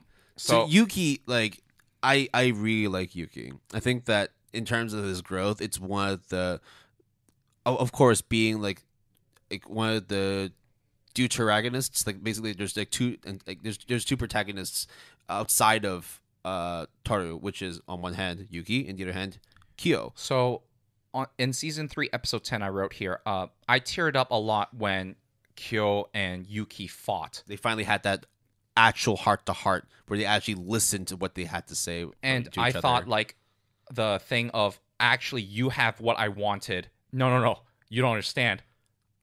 You have what I Yeah, wanted. they spent so much of their lives painting each other to be the villain in their story that when they realized actually they've had it wrong this whole time. Dude, like that what you just said, like painting a villain as an excuse so then you can lash out or have a direction to, put your anger towards, and then realizing both of them around the same time, same moment that like we both done fucked up. Yeah, like basically, like Yuki, like villainizes Kyo for the reasons of him being lonely, but on the flip side, Kyo villainizes Yuki for taking everything away from him and instilling all this guilt that he's lived with. Oh no, his and whole also life. because Kyo and Toru. That's the other thing too. Yeah, but in a sense like mild jealousy, but not because like he loves No. Toru, but more because of the fact that like how is it so easy for you to make her smile, whereas for me Exactly. it's tough. Wow, you remember the exact quote. Yeah. Like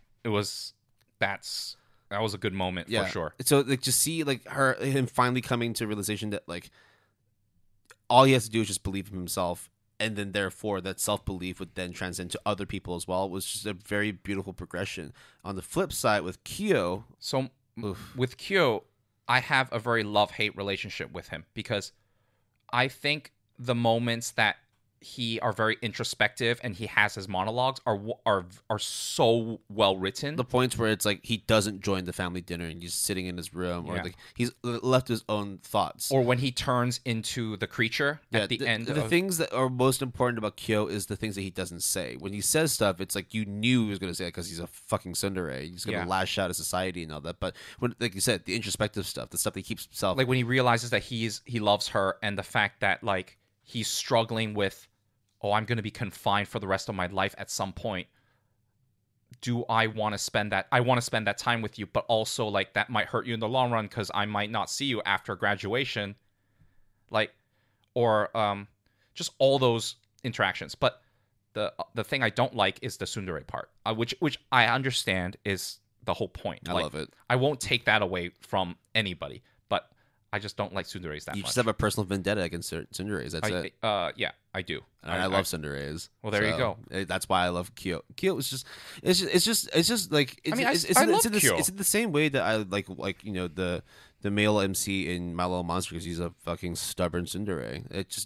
Sometimes you just like to see that kind of like growth to maturity. Like I really appreciate those kinds of stories where they kind of take off the shackles of being burdened by expectations and making sure that other people see things the same way you do, and then being able to be more objective, more understanding, more communicative with people. But at the same time, watching kuderes who already have a level of maturity, who already have a self idea of what their worth is, but then just needed to have a little bit of warmth and a little bit of confidence to fully break out of that shell. Like, to see those two journeys come together at the end with the fight between Kyo and Yuki was just, that was a beautiful moment. I also think that the moment that Fruits Basket really kicked into full gear is the summer home arc. That was such an emotionally draining. It didn't need to be. Like, you're just like, oh, we're going off to summer vacation. Because what? Yeah. Akito shows up. Rin shows up in like a huge capacity too. So Rin shows up. Yuki's here. I want to see Yuki. Oh, Kyo's here. No, Kyo runs away, and then Toru goes to go look for him. There's just like so much looking at the stars Yeah. with Yuki, and that's when Yuki starts to change. Kyo realizing that he actually has feelings. Like, it is such an important moment. So, yeah, I really liked that story as well. Oh man, so that just then further reinforces that there really isn't a single character that we dislike.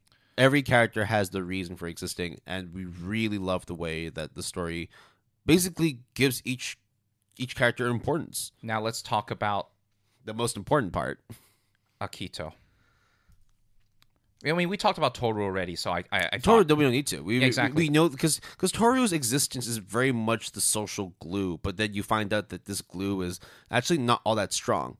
Right? She's basically strong because the others around her are receptive to what she does, but she herself doesn't do anything to fix herself, and so therefore, like, that's why like her juxtaposition with Akito Exactly. is extremely important. Right. So Akito is a very easy character to hate in the very, very beginning. Very easy. Like for like 50 episodes, she has 0 redeeming qualities. And I understand that was done on purpose. Let's try and recall what she's done. So it's basically Shit, here we go. So Rap she sheet. she pushed Rin off a building and almost killed her. She essentially shunned Kyo from the Soma family, but then gave him the ultimatum of, hey, you got to beat your brother. You got to beat Yuki before high school. If you don't, then I will exile you for the rest of your life. If you do, then I'll finally call you a human being. Yuki, I will confine him to a room because theoretically the rat and God is supposed to have the best relationship. Oh, you are worthless. Oh, I want to see the world be painted black. You should be black too, bro. Oh, and then of course going over and talking to Toru in the rain, and then like slashing her face, like fucked up. And then what else? Perpetually telling Momichi that you're useless and all that, and like you usually have no importance in the family whatsoever. Kurino, I mean that's obvious. And then fucking Hattori's fiance. Let's not forget about her. Holy fuck! Like basically slashing out his eye, and fucking it up, and then getting him to memory erase his fiance. Yeah. Oh goddamn. That's just a handful of stuff. We're not even talking about all the stuff that she did when she was a kid. Oh yeah, we haven't even talked about the things in the summer home arc where she sees each Zodiac character by themselves just so that she can berate him or her and start planting the seeds of doubt. Abusing. And it's just like, fuck off. But the final season really made me at least sympathize with her. I don't love her. I mean, I still... I like her as a character. I don't... Exactly. We need to clarify this. Like, she is a very well-written character. Very well-written. Multi-layered. Like, she went from being a one-note villain to...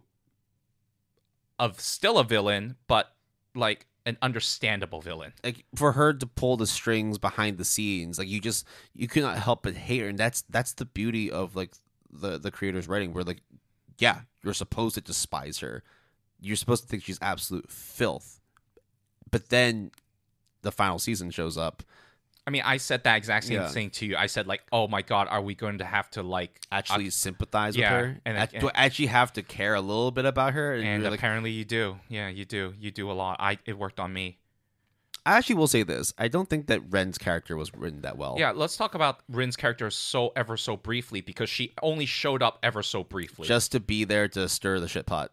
She's the MILF, bro. Yeah, she comes in and just says, "Hey, look, like I'm gonna fuck your dad. I'm gonna take join the Soma family." Oh, and then, I'm gonna fuck your lover, basically. Akito's lover, basically, with a Shigure. Yeah, and it's just also like she's very one note yandere, basically, right? And but then after the box reveal, like that's it.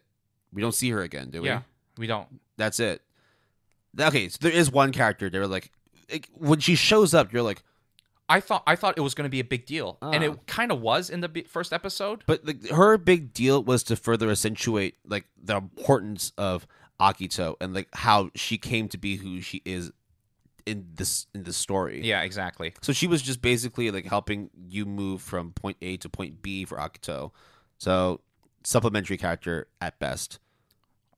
All right. Will, it has time for the tier list. How do you want to do this? Because we are our time is we don't want to rank all the Somas plus some of the students, right? I'll just throw some names out and then see where you rank them. Okay. So what are the tiers? We'll just say how about S, A, B, C, D? Yeah. Okay. Go. Okay. Akito Soma. Akito Soma is B. Starts off as a C for me. Starts off as a D for me. And then goes to a B. Yep. Okay. Yuki.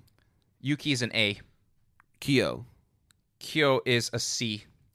Wow. Yep. Wow, you hater. Okay, well, Kyo is an A for me. And I hate him, I guess. And Yuki's also... Yuki goes from an A to borderline S, but I'll keep him as an A. Shigure. The dog. Shigure is a B. Yeah, I think actually his story at the end could have been more fleshed out. I'm not sure how it was in the manga, but if had it been like a full 2 season, I'm sure they would have like actually shown much more spotlight on the Shigure. Because he's actually a pseudo villain. Yeah. Yeah. He was the one who also started a lot of shit too, but I think just one episode on that was not enough. Yeah. Okay. Kagura, Boar. A. B for me. Momiji. S. S. Dude. Hattori. Doctor. A. A. Yep. Haru. That's Haru, the ox. Oh, why are you even questioning me on this S? 100%. S. However many S's you want. Okay. By the way, we're not ranking them within the tier, right? Because that would be too complicated, right? Yeah, Okay. yeah. Good. Ayame. Ayame is S. A for me, but still, I like the character a lot. That's a snake, right? And then, rather than saying Kisa and Hiro, I would want to just put them both together because their stories are very much intermingled together. They're polar opposites, so put them together, they're one singular being. For me, I put Kisa as B and Hiro as C, mainly because... So basically, like, mid-tier. Yeah, because Kisa is just super adorable. And Hiro is basically Kyo Light. Yes, essentially. Right? But I do have to give him props that he realizes that he just shits on people just to make himself feel better. He grows up. He grows up. And he actually stops himself several times. Like, respect, though. I'll give him respect. And it's also very cute as well that, like, in the end, his moment with Kisa was just very pure, very nice. Nice. Ritsu, monkey. A. It could have been an S, right?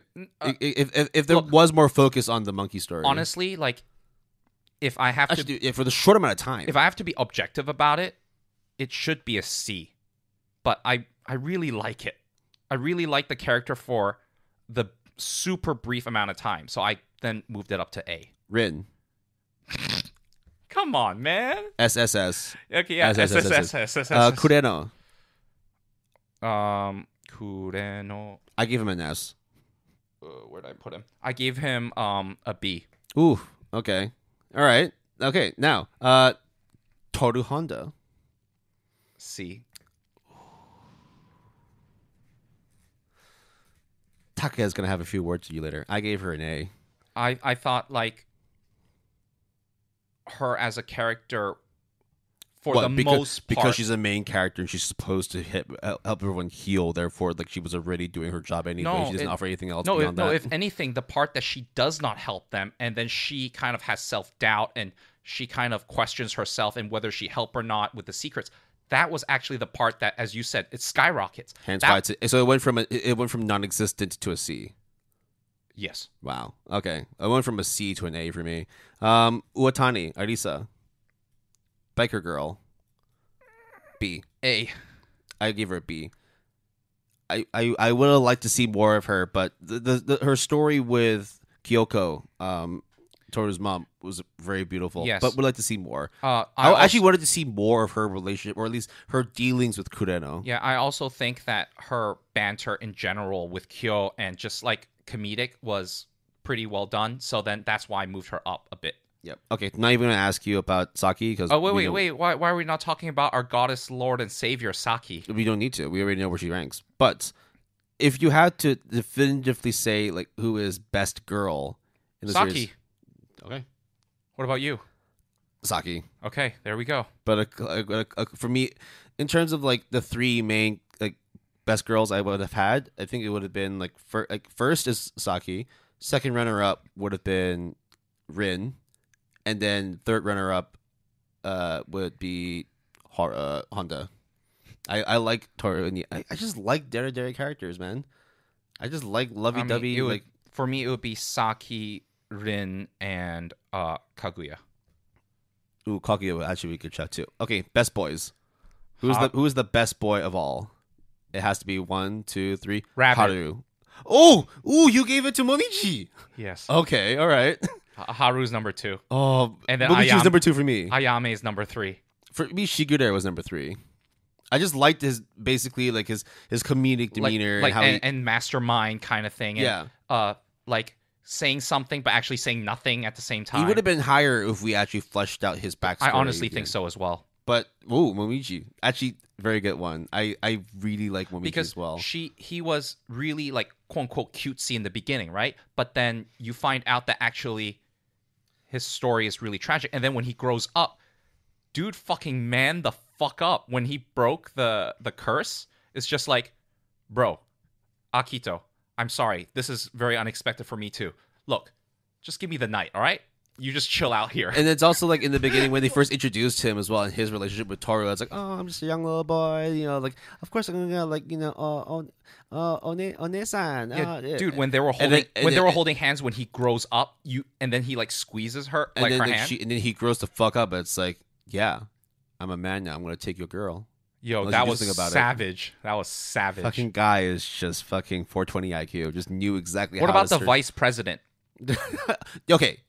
Underappreciated character. I do like him a lot too. I gave him a B. He was a B for me too. Like he could have been more, but like he does exactly what he needed to do. In fact, the two siblings are both Bs, Machi and the vice president. Yeah, I like Machi as well. Machi's great. Oh, I guess we need to do a soft mention of Mayuko as well, the teacher. Oh yeah, I gave her a C. Bookshop girl, right? Yeah, I gave her a C as well.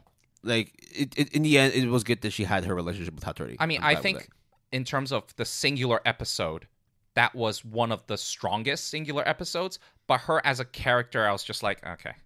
Also because you can't really do much with like her character. Yep. Any other characters you wanted to highlight in the tier list? So I thought the rest of the student councils that I have not mentioned, aka the cutesy girl. That girl. And she was funny as well. Was it the accountant? No, Machi is the accountant. The secretary.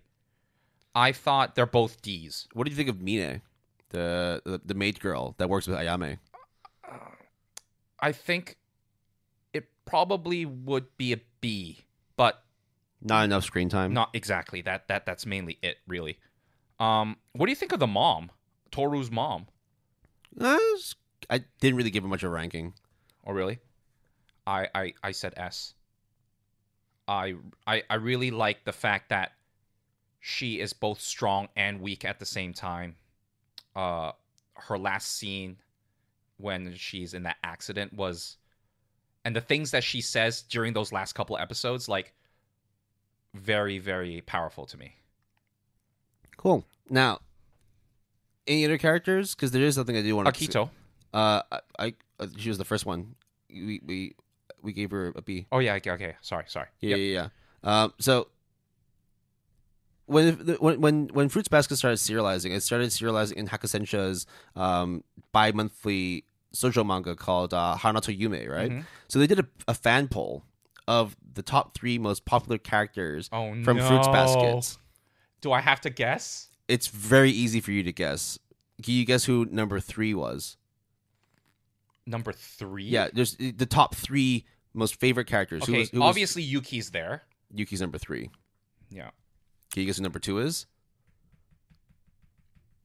Oh, this is a shoujo manga. Just give me a sec. Just give me a sec. Haru? No. He doesn't even make it in the top 3. Fuck.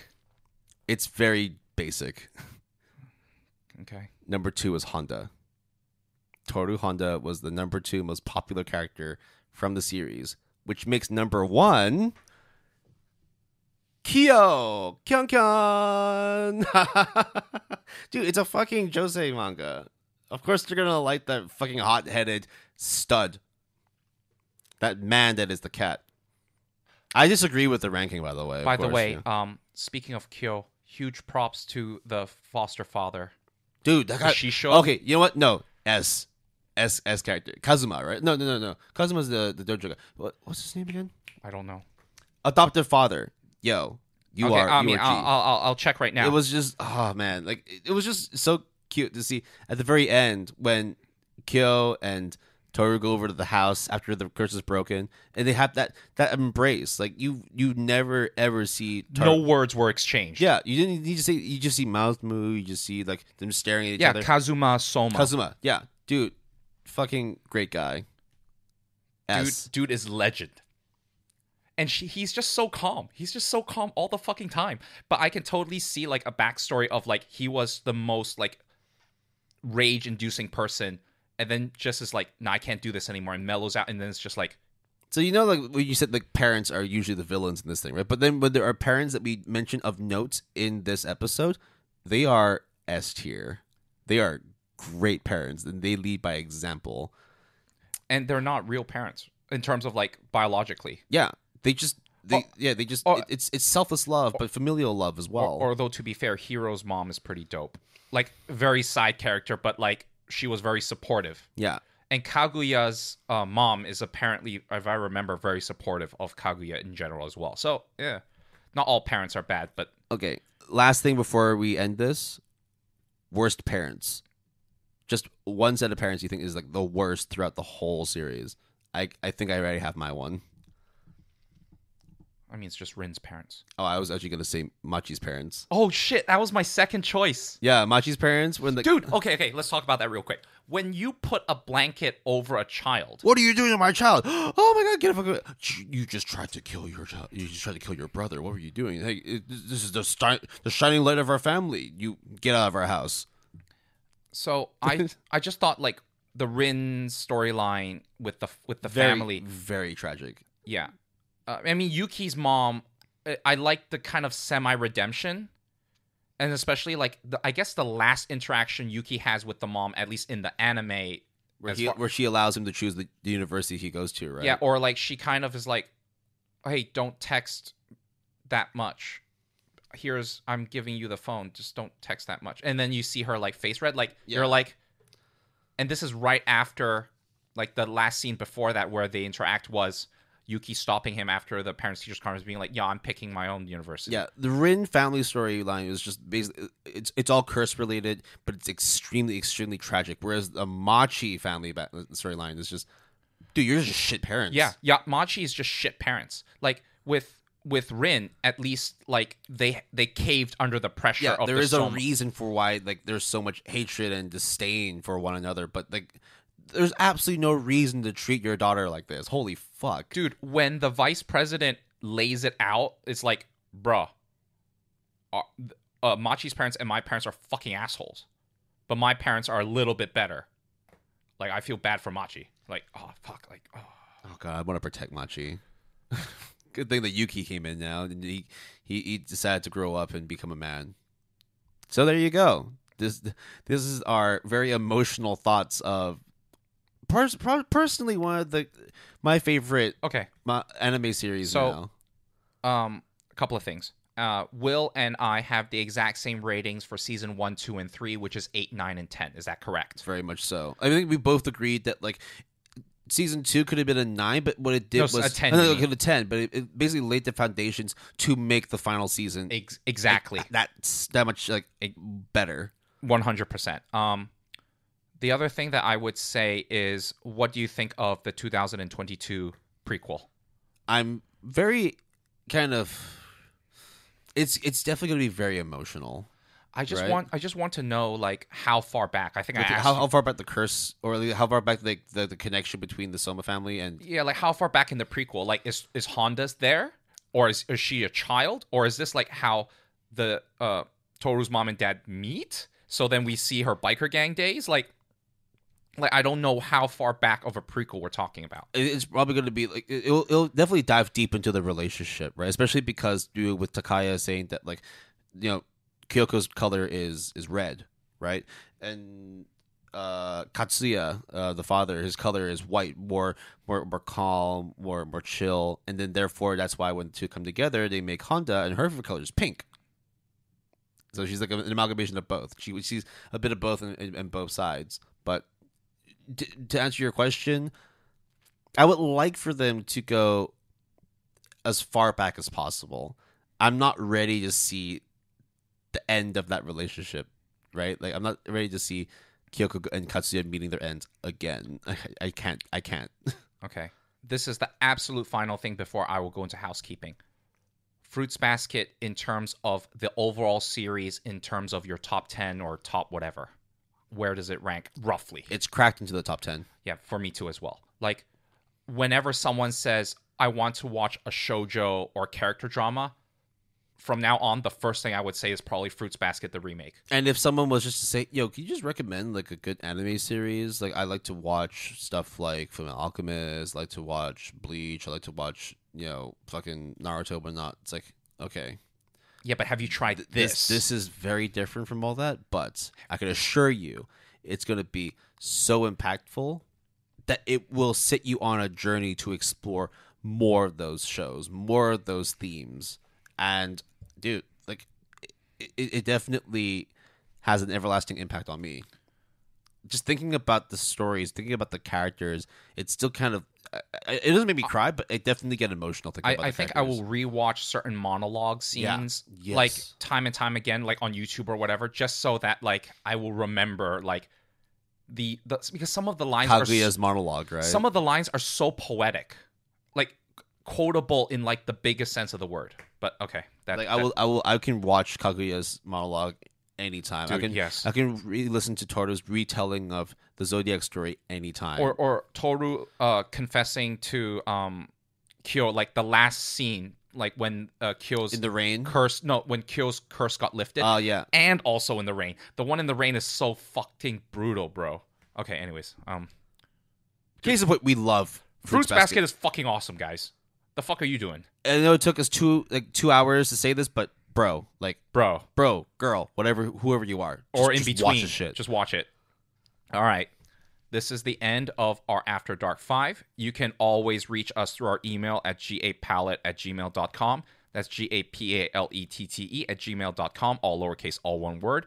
You can also contact us on Twitter using the handle @PaletteGood. That's capital P and capital G, all one word. We have a Facebook page at www.facebook.com/PaletteGood, capital P and capital G, all one word. We have a website, and you should check it out at www.goodanimepalette.com, all lowercase, all one word. You can tell us on Discord or on our Mal Club how wrong we are about certain characters. The link is in the show description, but you can always email us, and we'll give it to you 100% no problem. All right, music credits for this episode. Our intro music is Shakedown by Lofive. Our break music is Up and Down by Toby Tranter. And our outro music is Sunset Dew by Lupus Nocte. Our music was provided courtesy of epidemicsound.com. If you're interested in using Epidemic Sound as a service, we will have a referral link for you provided in the show description. Will, any parting thoughts? Any last thoughts that you want to leave the viewers with for Fruits Basket? I'm so glad that I just, on a whim, decided to start watching Fruits Basket. A lot of the stuff that like I just pick up randomly, like My Little Monster. I mean, to be fair, it wasn't a whim, right? No, it was a whim. I had absolutely no reason to watch Fruits Basket. Yeah, because we said season 3. No, I watched it way before season 3 was even announced. Oh, okay. Yeah, like I literally watched it like a while back before it even came out, and then afterwards, that's when we were like, "Wait, you're watching it now? Okay, cool." And then season 3 is like, "Okay, now we definitely have to watch more," because then that's when we started, doing our little group sessions of watching season 2. But then we realized, actually, no, this is actually getting really emotional. It's actually kind of hard to keep watching, dude.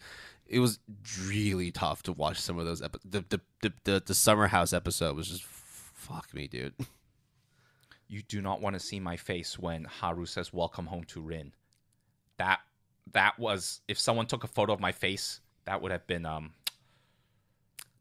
dude. Like, just I think, let it out, man. I think like snot and like tears were coming out, and like my hand over my mouth, like trying not to like bawl. On behalf of the GAP boys, Jason and I, we implore you to please check out the 2019 remake of Fruits Basket. Well, technically, this would be the spoiler section, so you might not hear this, but if you do and you are still doubting us, please, by all means.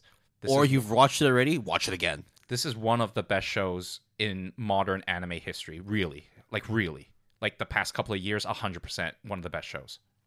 Or you watched like 2001.